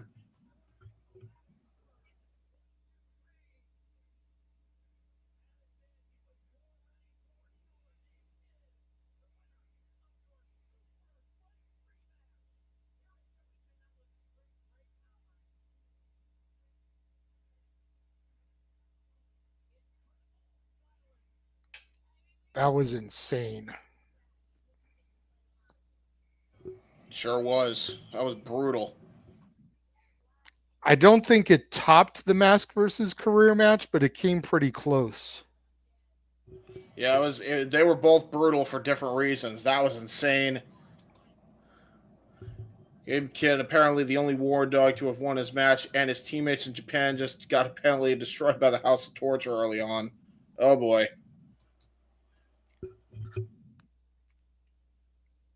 Now we're taking a look back at Born to Be Wired, Sabu versus Terry Funk. Well, they definitely are getting that footage thanks to WWE, you can tell. Oh, yeah.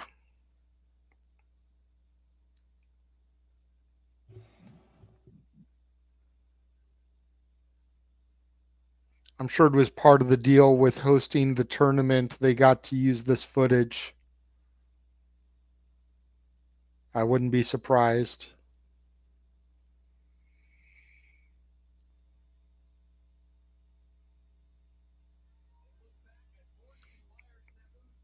Warner being helped out. You can see him staggering as he walks to the back there.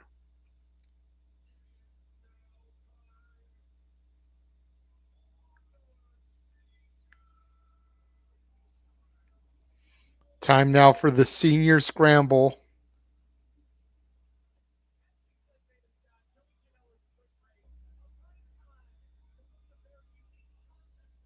And here comes Ricky Morton. Rock and Roll Express represented here.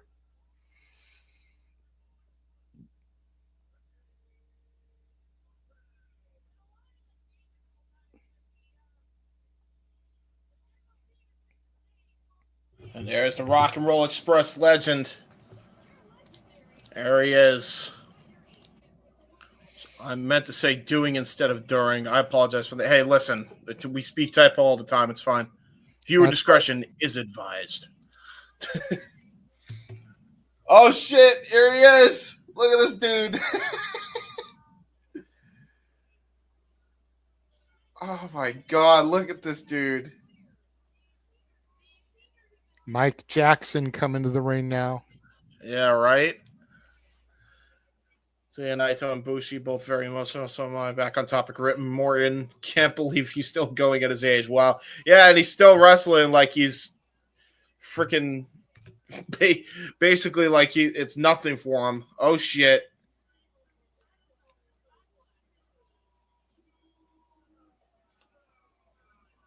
George South coming out now. Jesus, man. Highway Run. He's a newcomer in this life. Unbelievable.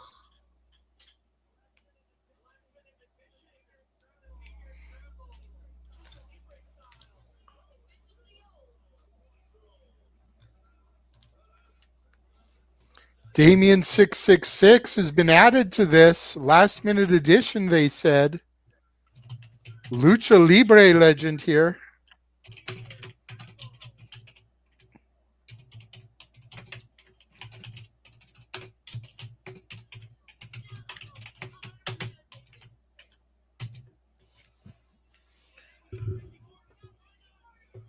Here comes Robert Gibson, the other half of the Rock and Roll Express. There we go. There we go. Also being added.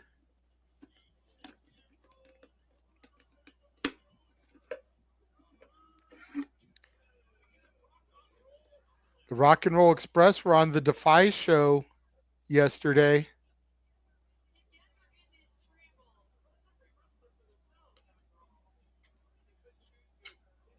Rock and roll Looks chants. like some of the people had to back out. No Doug Gilbert. No Tommy Rich. Instead, we have Damien 666 and Robert Gibson. Bell sounds here. You got to figure the Rock and Roll Express are going to team up here. Yeah, I can't imagine why they wouldn't here. Why is there only 5? I thought there was supposed to be 6. Where's the Warlord? There are. Are there? Oh, the Warlord isn't in here either. Yeah, where's the Warlord?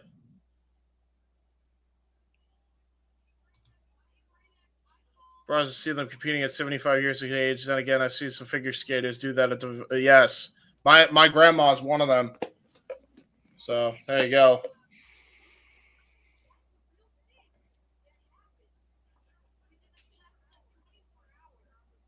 Uh-oh, do-si-do action. What happened?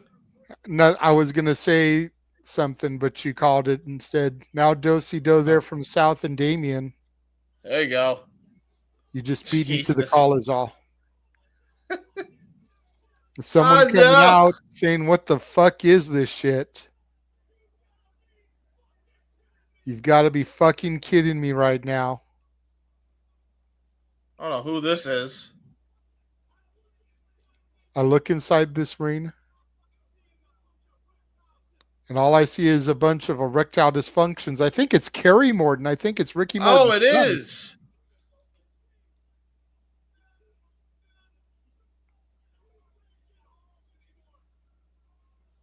Okay. So we're making fun of our dicks. The fact that they can't get it up. Okay. He says he stays hard.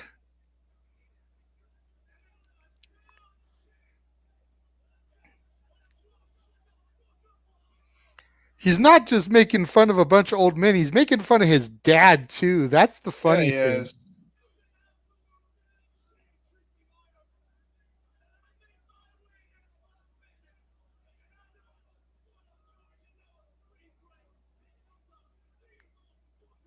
Saying he doesn't have a spot on Joey Janela's spring break because of these old fuckers. That's brutal, dude.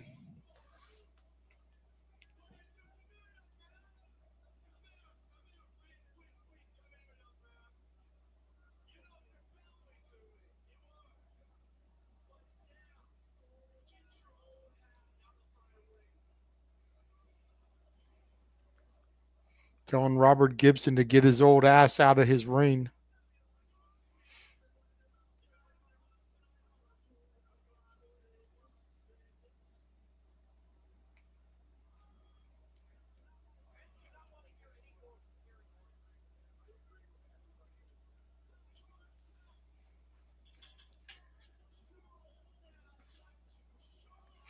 Telling George South to get his old ass back to Charlotte, North Carolina.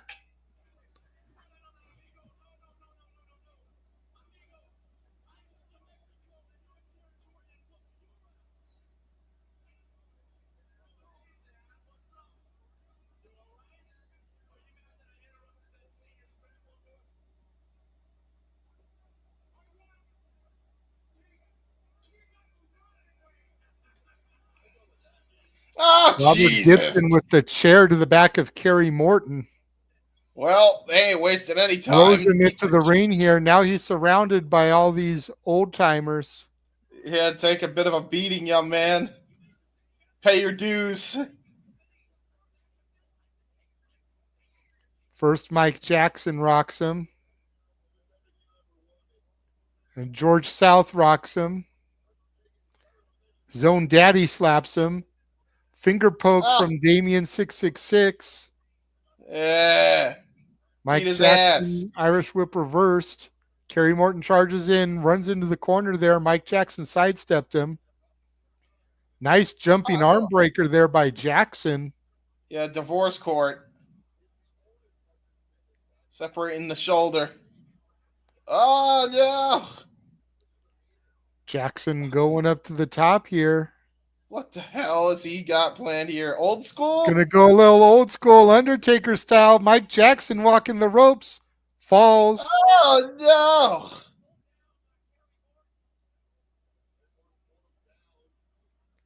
Boot from Jackson, though, throws Morton across the ring.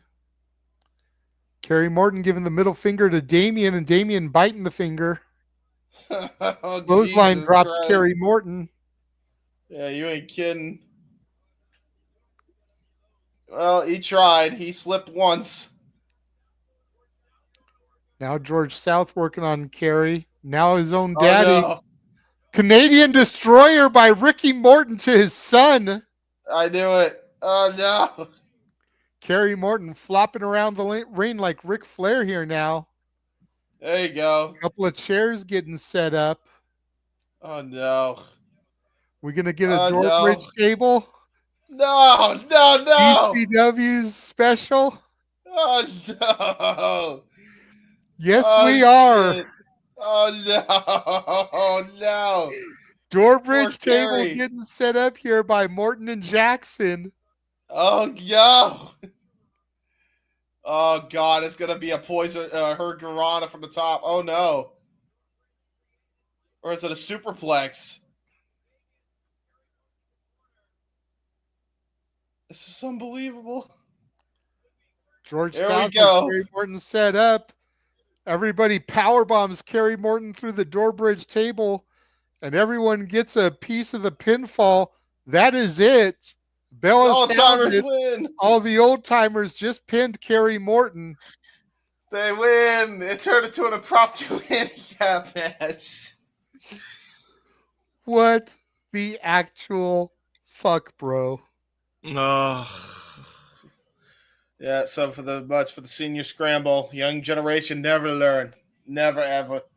Never ever. Kerry Morton never spetted it.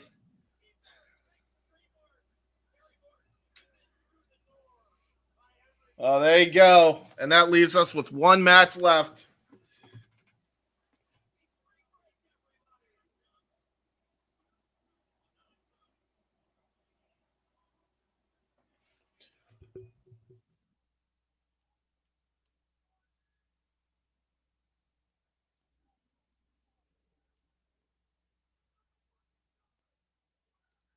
All right, I have idea just for funny at least.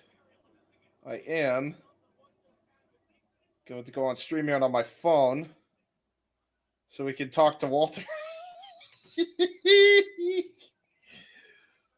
Might as well see if he accepts me eventually. That could be fun. Loud cam and mic access. Yes. All right, Looks here like we go. the GCW show will be May 3rd in Los Angeles and May 4th in Portland. There you go. Then to Maryland and New York. And then June 7th, 8th are the shows that I know we're going to cover. Tournament of Survival, Cage of Survival from the Showboat in Atlantic City, New Jersey. Mm. Then they're going to be doing a show on the 4th of July. I'm trying to turn that down. Continue. When I give the signal, we're gonna talk. We're gonna have a stream crossover. Gotcha. I'm ready.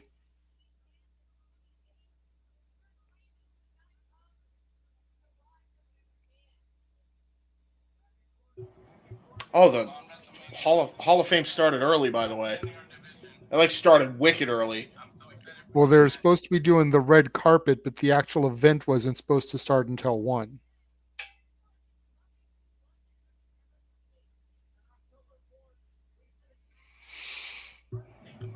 All right. Why? What are they doing? Enough. I guess they are. On the red carpet. You were right. Yeah. See. So fair enough.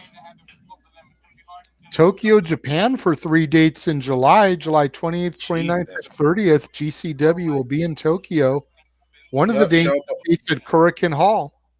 Yep, Showboat at Atlantic City, New Jersey for the 23rd, 24th. Indianapolis, Phoenix. That'll be the weekend after my birthday because my birthday is the 22nd. Yeah, and they're going on the 28th, which is a day before my birthday, Bloodsport London. Huh? I'm not. Get me on.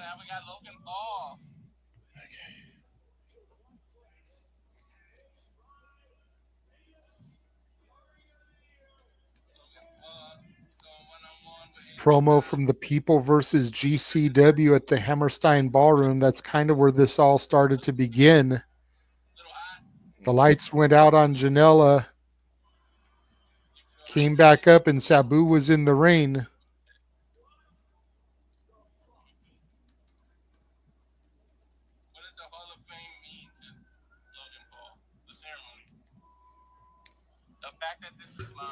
Oh.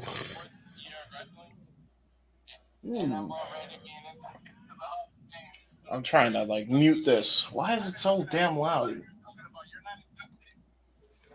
All right, so this is the Sabu and Janela promo from the People versus GCW and the Hammerstein Ballroom show.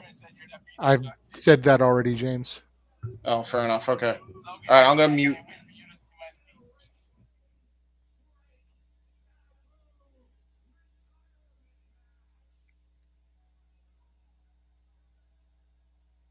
Go. All right, we got Walter. We're gonna speak to Walter. Hi, Walter. Hi, Walter. What's up? Okay, so real quick, because I'm on phone here. We are on the main event of Janela and we're on the main event of Janela and Sabu. Did you get my message yet or no? Okay. Did you respond or no? I know you had to rush to get that set up because I started the red carpet. Yeah, I responded to JJ. Okay, you responded to JJ. All right, cool beans. Yeah. All right, cool beans. I just wanted to get this little meta shit here where I'm on both streams at once and we're talking to each other. JJ, anything to say to Walter? No, be there as soon as this is over, man. Right now we got Joey Janela talking at the coldest winter 3 in LA. Yes. All right, we're seeing Joey Janela cut his promo. You enjoy calling the red carpet, brother. All right, peace. Now we got Paul Heyman with Rosenthal. There you go. I love Paul Heyman. Hey, it's ironic because we're doing a GCW event and GCW is inspired by ECW and Paul Heyman. So there you go. All right, bye. There we go. Yay! We did the funny.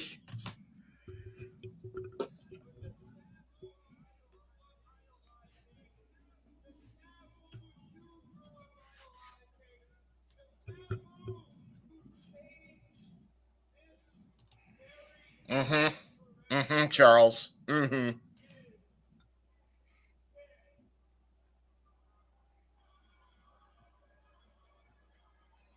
Uh-oh.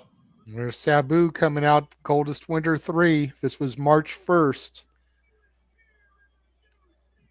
Kick to the midsection. Oh, Jesus. Spike to the head of Joey Janela. And again, just repeated shots to the forehead. You know they're using all this promo time to get the ropes down and put up the barbed wire. Yeah, that's a very good point. It's a lot of downtime here. They're wasting with the skewer. They're trying to waste as much time as humanly possible. I'm going to pee while I have the chance while they do this, actually. Fair enough.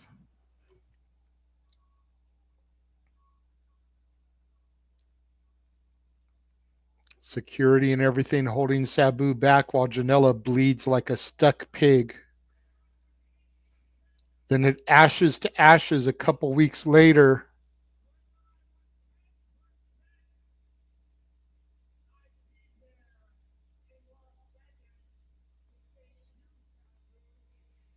Joey Janela saying regardless of what the percentage of his mobility was, he was going to be there.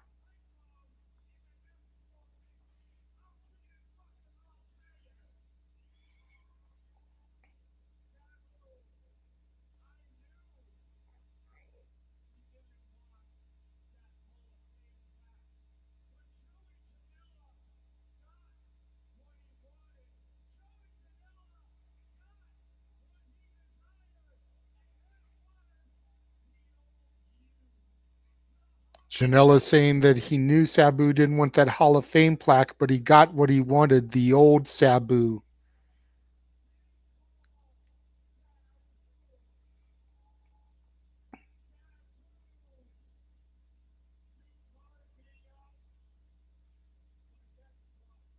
You carved me up, but guess what? I love the taste of my own blood. Sabu, you wakened the demon in me. Oh, boy.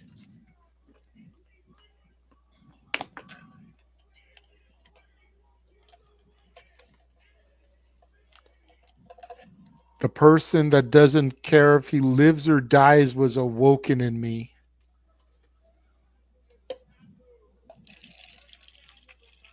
And Sabu, doesn't that remind you of someone?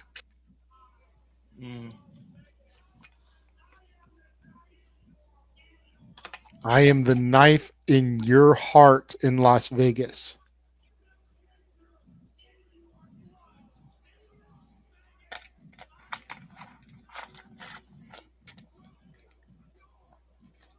In Las Vegas, I am the leprosy rotting your flesh. Jesus. I am the Grim Reaper.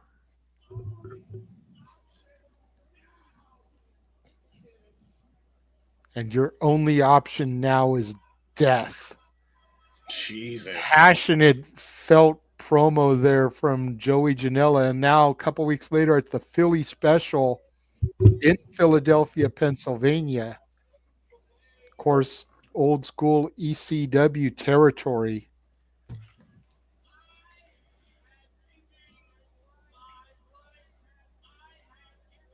Janela saying he's given his life, his blood, his soul to those three letters, GCW.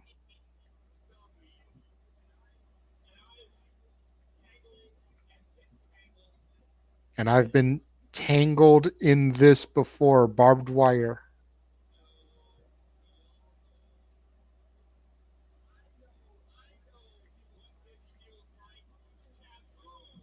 I know what this feels like. Sabu knows what it feels like. Need my Christian music to We're curb going that to fear. know what it feels like again.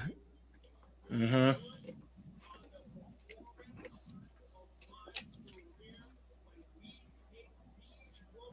I'm going to put on the performance of my career when we take these ropes down. And we don't replace them with chains. We'll replace them with real sharp barbed wire. I'm scared now, man. I think you're right, Sandy. I think I might need Christian music after this. Curb your enthusiasm. Curb your enthusiasm. Holy shit. Dude, we've already called 2 bloodbaths. Mm-hmm. We've watched a man lose his mask and leave his boots in the ring. Mm-hmm. We've called a senior scramble in which the son of one of the legends in the ring got gang banged on. Yep. We had the Gabe Kid and Mance Warner madness where That somebody. was one of the 2 bloodbaths. Oh, that's true. And now we have this. And once again, taking a look at the world on GCW dates. Again, the next time they'll be on Triller is May 3rd from Los Angeles, California, the Ukrainian Cultural Center. Mm. Part of me would like to go and see one of these shows live. Part of me, I think, would be scared. Dude, I think I'd rather be home calling it than being there live. Dude, they're having a backyard wrestling show on July 4th. That's got to be during the day, right? Hell yeah! Why not, dude? Backyard USA, baby. I'm kind of interested. USA. I kind of like give away the location because you don't want everybody and their mama to show up. Mm-hmm. I like that. Man. They're really taking their time setting this barbed wire up, huh? Well, dude, you got to think about it. They got to break all those ropes down, get them out of the ring. Then they got to string the barbed wire up. This is going to be a brutal encounter. I'll tell you that right now. And how old is Sabu? He's got to be in his 50s too, yeah? Yeah. He's been around for a minute now.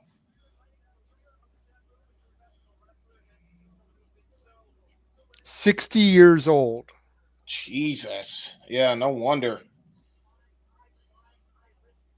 By the way, they're going to Coney Island on July 19th.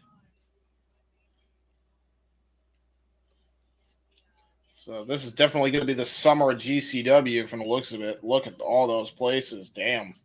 And Janela is 25 years his junior. Janela's only 35 years old.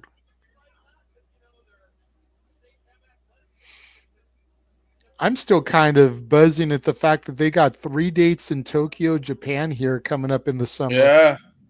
Yeah, definitely interested in going to have to try to do those because you got to figure they're going to have a lot of Japanese crossovers.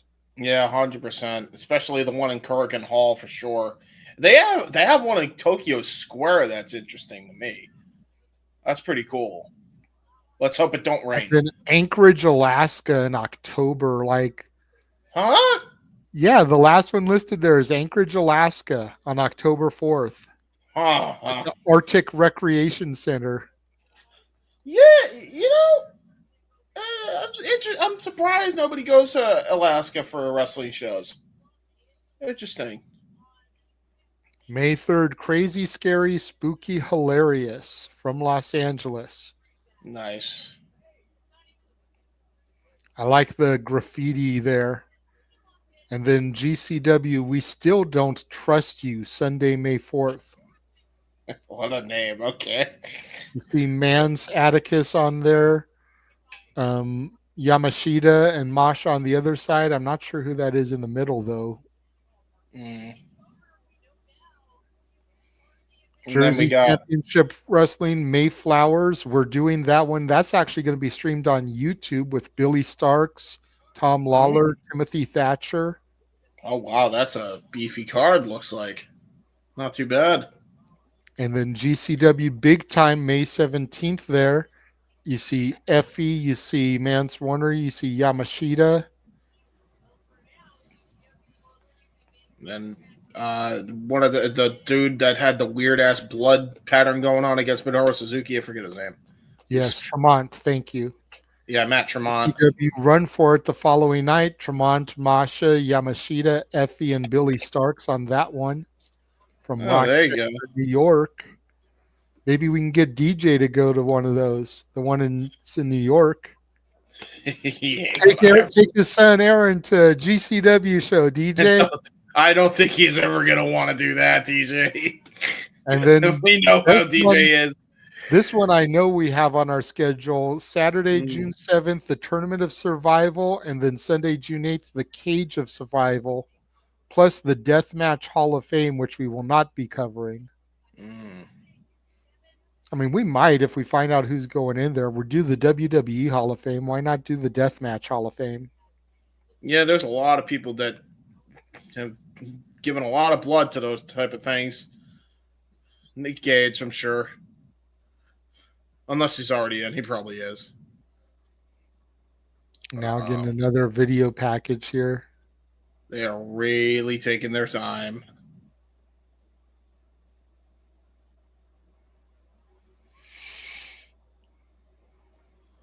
Showing all the highlights of Sabu and the barbed wire and basically his entire promo package here. Career highlights. Well, you got to figure this is Sabu's final match, so you got to give it the royal treatment. I mean, we know how retirements in wrestling goes, even using WWE footage there. Yeah. The fall off of the Raw logo from when ECW originally invaded WWF. FMW footage. ECW footage. There's One Night Stand 2. If Cena wins, we riot sign.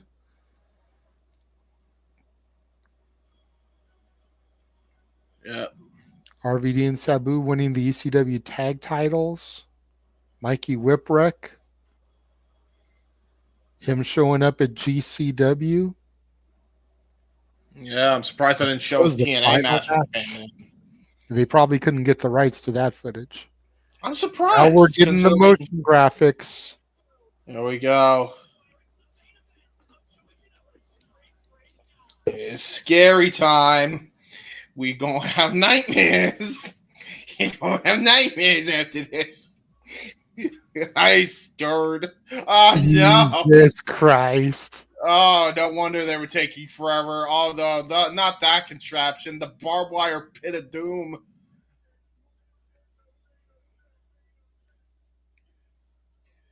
This is more than the main event. This is the final match.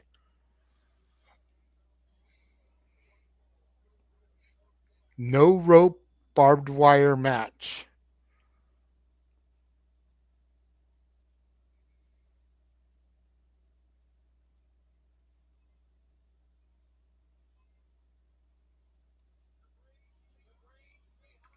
Oh boy. Here comes Joey Janela.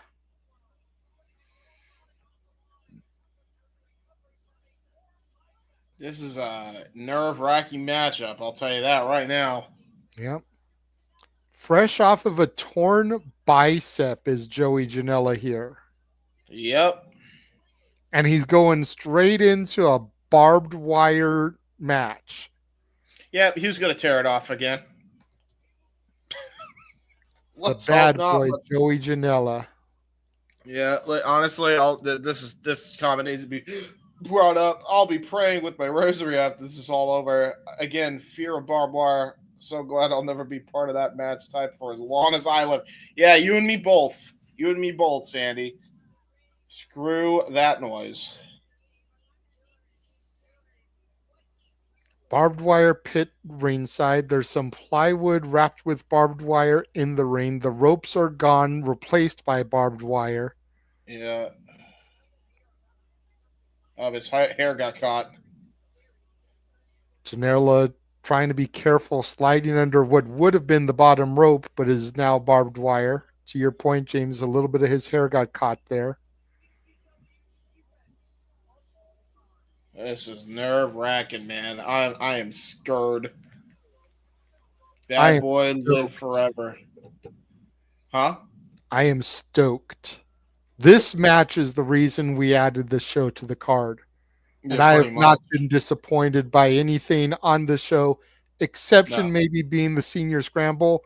And I knew that was going to be a comedy fest. So I'm not really that disappointed. No. We knew what we were getting into there.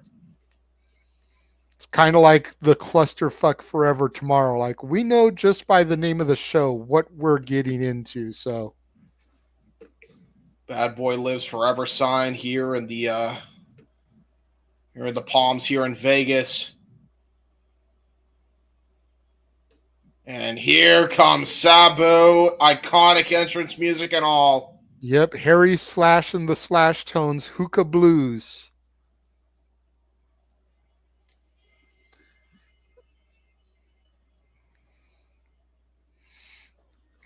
Man, Kind of surprised to see him in a suit and not in any kind of ring gear here, unless the pants are breakaway. I think that's exactly there's a reason why he's wearing it like that, because he remembers the last time he was in it with Terry Funk.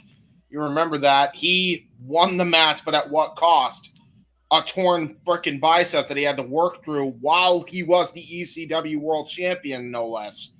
So I think he wore that suit jacket just to avoid that, because if there's anything that can really protect you against barbed wire, it's actually a suit jacket. So Sabu coming in here dressed to the nines and dressed for protection.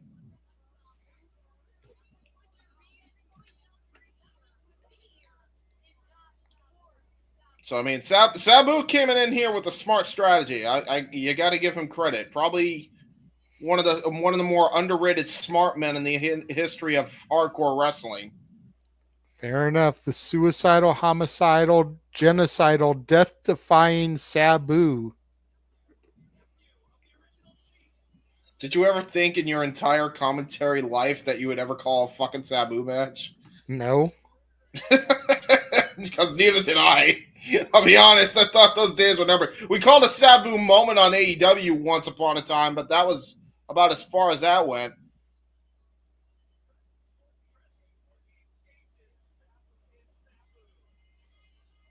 Sabu asking the referee to lift up the barbed wire there, replacing the bottom rope so he could slide in.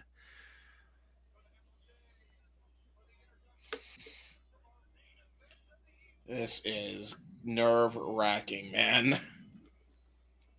Look at the look on Janela's face. Like, he looks like he's seen a ghost.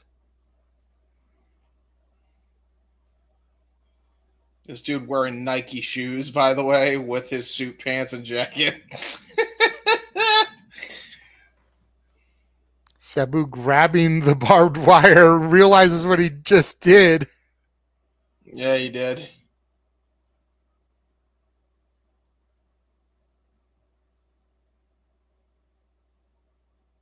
Looks like there's some communication going on here with the ring announcer. Mm-hmm.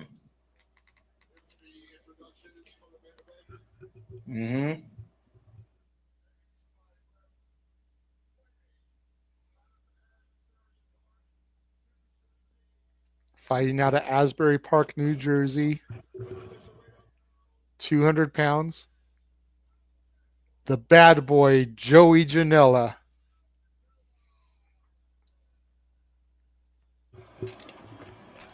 There you go. Bad boy Joey Janela.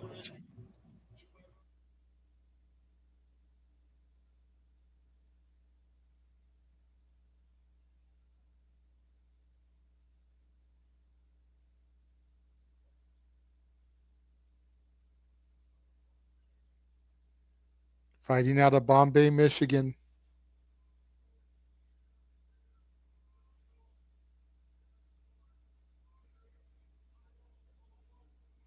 Won many titles all over the world.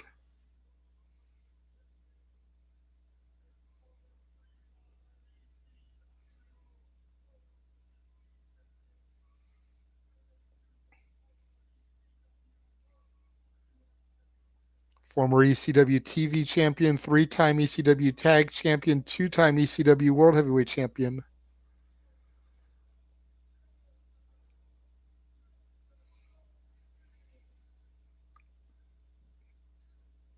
Sabu. There we go. What did he say? Don't know. Janela ambushes him from the back. Oh, gee. I thought I was going to get my time. Here we go. We're not wasting no time. Jesus Christ! Janela laying the boots into Sabu here in the early going. And I can now say he Pearl Harbored him. I now can say he Pearl Harbored him and it not be offensive. Short arm clothesline from Sabu takes down Janela. Sabu with the boot to Janela's face. DDT in the center of the ring from Sabu to Janela.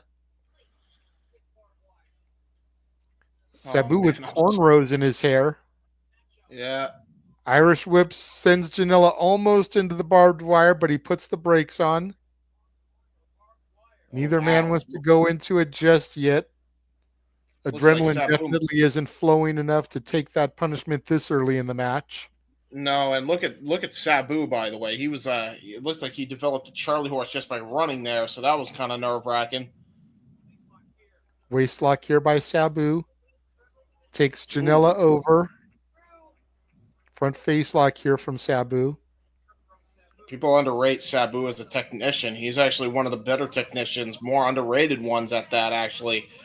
Sabu catches himself slightly, gets a little bit of the barbed wire, but not a lot.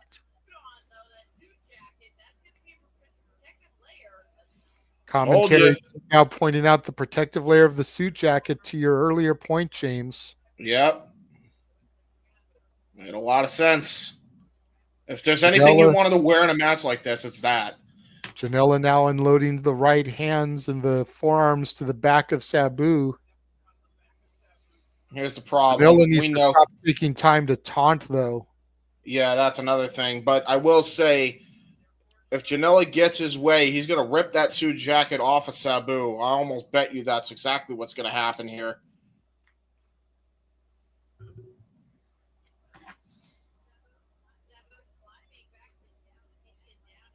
Janela with another right to the forehead of Sabu. Axe handle smash to Sabu's back.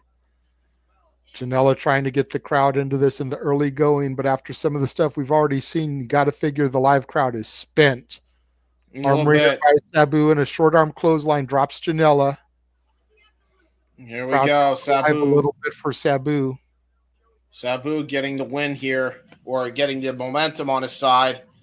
What the hell is he grabbing from his suit pants? Looks like a screwdriver. Yep. Saw the effects of the screwdriver just moments ago with Mance, Warner, and Gabe Kidd. Yep. Oh, God. Stabbed him in the head. Ow. Is it really? Shit! Fonzie's here. Yeah! Fonzie's here. Fonzie! Bill Alfonso, Sabu's longtime manager, is here as Sabu continues to dish the skewers now into the forehead of Joey Janela. Must have grabbed some skewers there from Atticus Cogar after his match. Irish whips Joey Janela. Joey Janela puts the brakes on before hitting the barbed wire. Fonzie's now thrown the chair to Sabu. Oh, God. Sabu looked like he was going for the triple jump moonsault, but Janela got out of the way. Sabu collapses the chair. How the hell is he going to do that? Throws the chair in Janela's face. I thought, how the hell are you going to do a triple jump moonsault on barbed wire ropes, dude? If anyone can do it, it's Sabu. There's the jump, and Sabu goes straight into that barbed wire pit.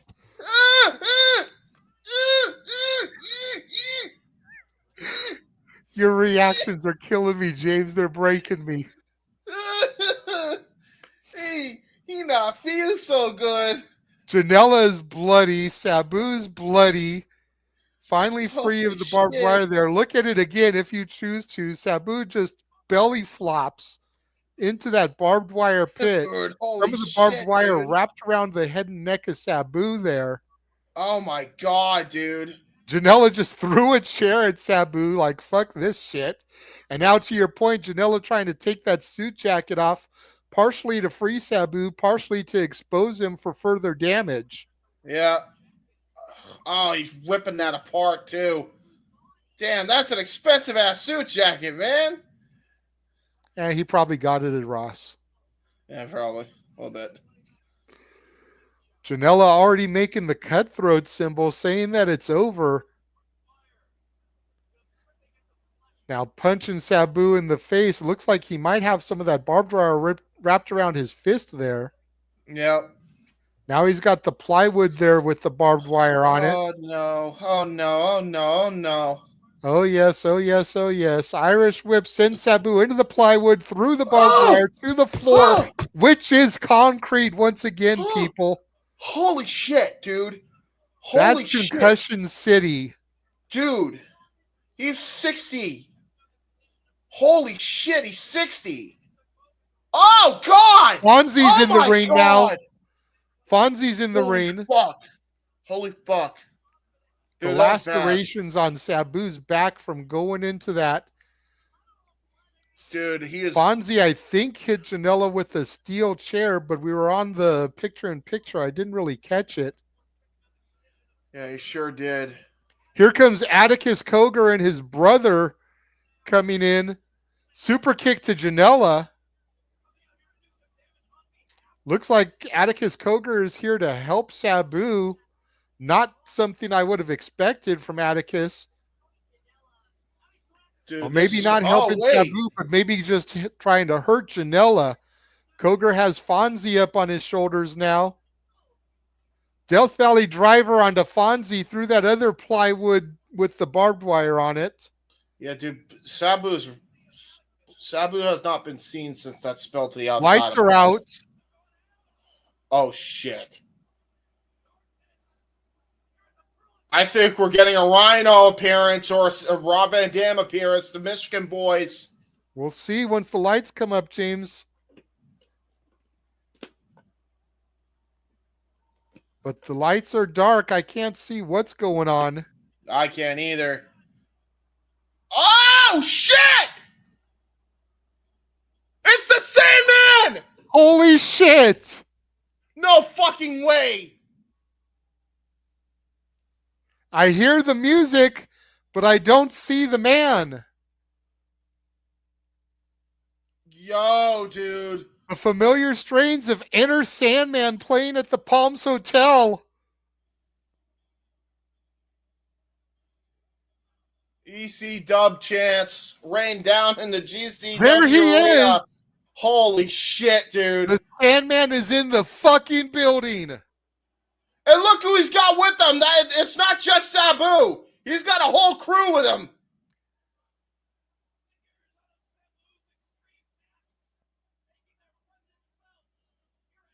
It is not just him. Holy shit.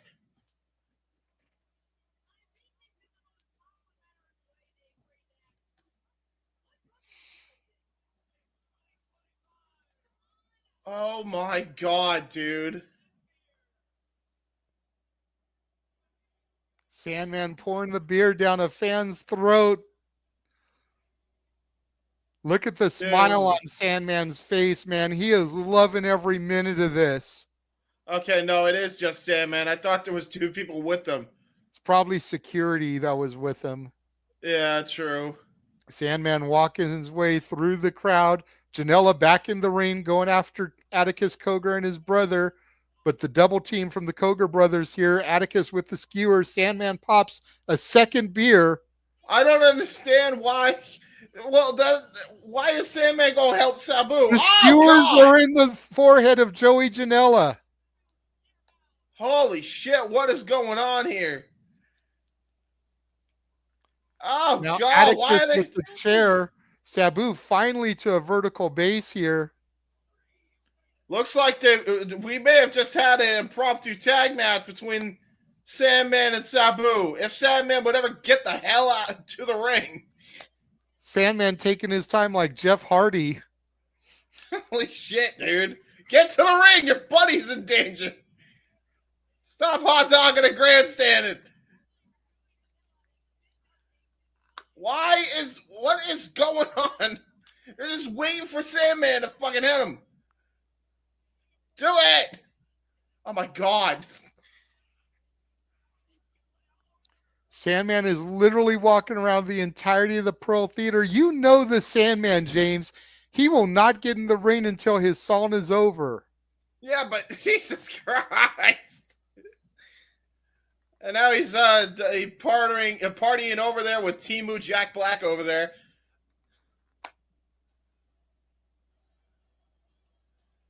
Well, Janela and Jesus. Sabu still fighting in the ring. Koger with a barbed wire baseball bat.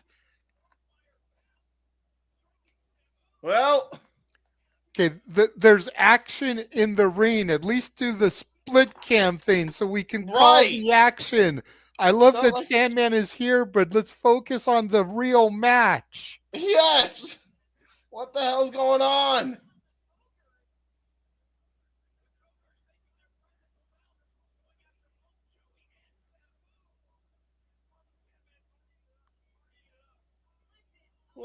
Where does Sandman go now? Oh, here he comes. Disappeared. Where? There he is. Hi, Sandman. Hello. Hurry up. He's finally on the floor level.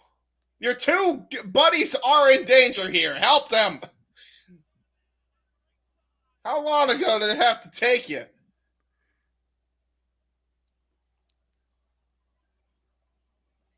Sandman finally at the ringside area, gets into the ring, Singapore cane in hand, the Koger brothers standing ready. At least Sabu is doing okay. I was scared for him for a second. Crowd chanting EC Dub now that the Sandman has arrived officially. Finally. Took you long enough. And again, the drunken smirk on the Sandman's face, just reveling in this moment. Jesus Christ. Koger with a huge bandage on his forehead from the battle he had with Fuego del Sol earlier. Yeah, and there's Sabu. You see Sabu. He's going to join up with him. Crowd chanting, fuck him up, Sandman, fuck him up. Here we go. Oh, kendo stick right to the gut. And one of the Kroger brothers. And now the other Kroger who retired Fuegos. Here we go. One-handed Singapore cane shots to Atticus Koger. He has got a beer gut that's something fierce. And now the Kogers making their way out of the ringside area. Sabu and Fonzie back up. So the Koger brothers can take the most grueling punishment ever, but one shot from Sandman's Singapore cane and it's all over. Come on now. To be fair, I think they only came out because they thought Sabu was in serious danger and they came out to stall. Yeah, that's fair. Joey Janela now back in the ring. Sabu back in the ring. Kick to the midsection of Janela. Throws Janela through the barbed wire plywood tables at the ringside area. They're doors, but yeah, same thing. Remember, there are doors here, not tables. Well, yeah, but I didn't see the doors at first. I only had seen the plywood wrapped in barbed wire. But I guess while the Sandman was doing his thing, the doors got set up. God damn. All right. We got one. No, we got two sides. I think we did three sides of the barbed wire. Something's going on. Janela getting back in the ring here. Fonzie on the one side with a steel chair. This is our main event, folks. I don't know what just happened. Sandman just got leveled. Sabu extending the hand to Janela. Irish whip sends Janela into the barbed wire pit. Oh, God. Oh, no. Janela screaming like a bitch. Oh, shit. I mean, he's got barbed wire in his nuts. The chair. He's got barbed wire in his nuts. What do you expect? Oh, no. Throws the chair in Janela's forehead. Oh, God. And Sabu does his trademark pose. Sabu extending the hand for Janela and then says, psych. No. Now with the Singapore cane from Sandman. He's got it from Sandman. Is he still there? Is he still watching? I'm sure he's there somewhere. What is going on? Yes, exactly, Safet.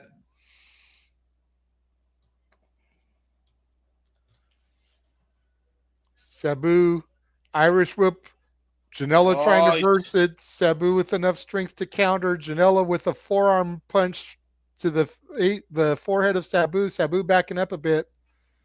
Sabu still trying to extend the hand. Janela says no, gives him a punch to the face. Both men Jesus. trading shots here. Center of the ring on the collective mat. Yeah, dude, this is not good. Somebody's Sabu gonna with go a through hole that. in his back there from the gash. Yes. Both men have steel chairs, having a lightsaber battle of sorts, a duel. Janela drops his. Sabu cracks Janela in the head. Janela throws the chair, Sabu style, at Sabu. And then another throw, but Sabu has his hands up, and Sabu walks over to Janela and hugs him. This is so fucking weird. These two are Janela now insanity. Sabu. Sabu with the receipt. Janela hits Sabu with the chair. Sabu collapses to his knee. A Sabu would never hug me. How dare you? Janela trying to get the crowd into it. Most of the crowd on the floor on their feet. Holy DDT from shit. Sabu spikes Janela. Yeah, man, he got that DDT big time. Whew. Only way you can win this is via a 3 count, I think, or a submission, I guess. Walter, sorry, there's been a lot that's happening with this match if you're watching us. Crowd chanting, "This is awesome." Ah! Stomps the chair. Sabu Ow. cracking Janela with the chair, and again. Ow. And a third time. The referee Ow. cringing their Arabian leg drop. He got it with the chair. Sabu doing it. Looking to roll up Joey Janela here. That's like lateral that's press, like, gets 2, gets 3, and that is it. Sabu has defeated Joey shit. Janela. He did it. Well, he definitely did everything possible to each other. God damn. And then all that and then some.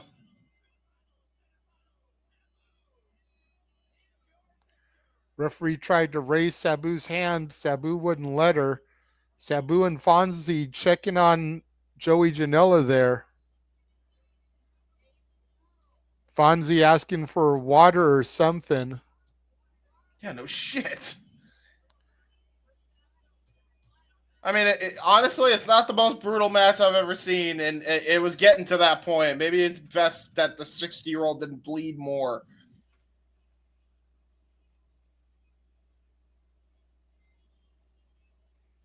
Sabu calling for some water bottles, giving a bottle to Janela. Joey Janela has a mic. Janela saying, "Cut the music."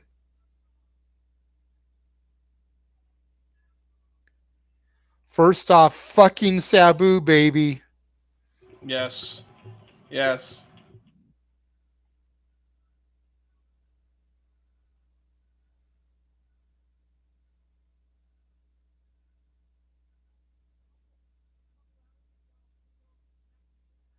A couple hours ago, I didn't know if this match was going to happen. Sabu showed out Las Vegas.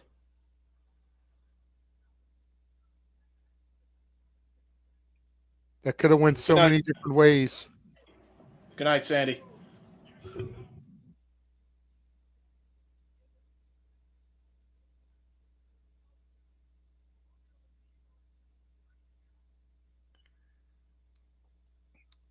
Janela with an award.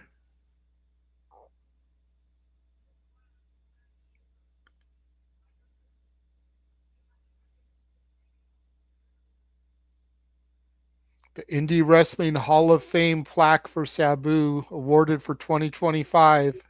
There you go. You are on my Mount Rushmore of wrestlers. You're number 1 on my Mount Rushmore of wrestlers.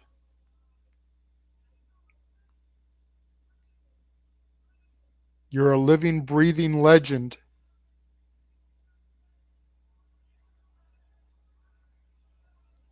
There's 1,000 people here today for an independent wrestling show.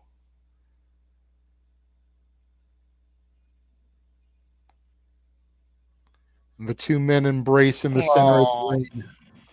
How horrifyingly beautiful.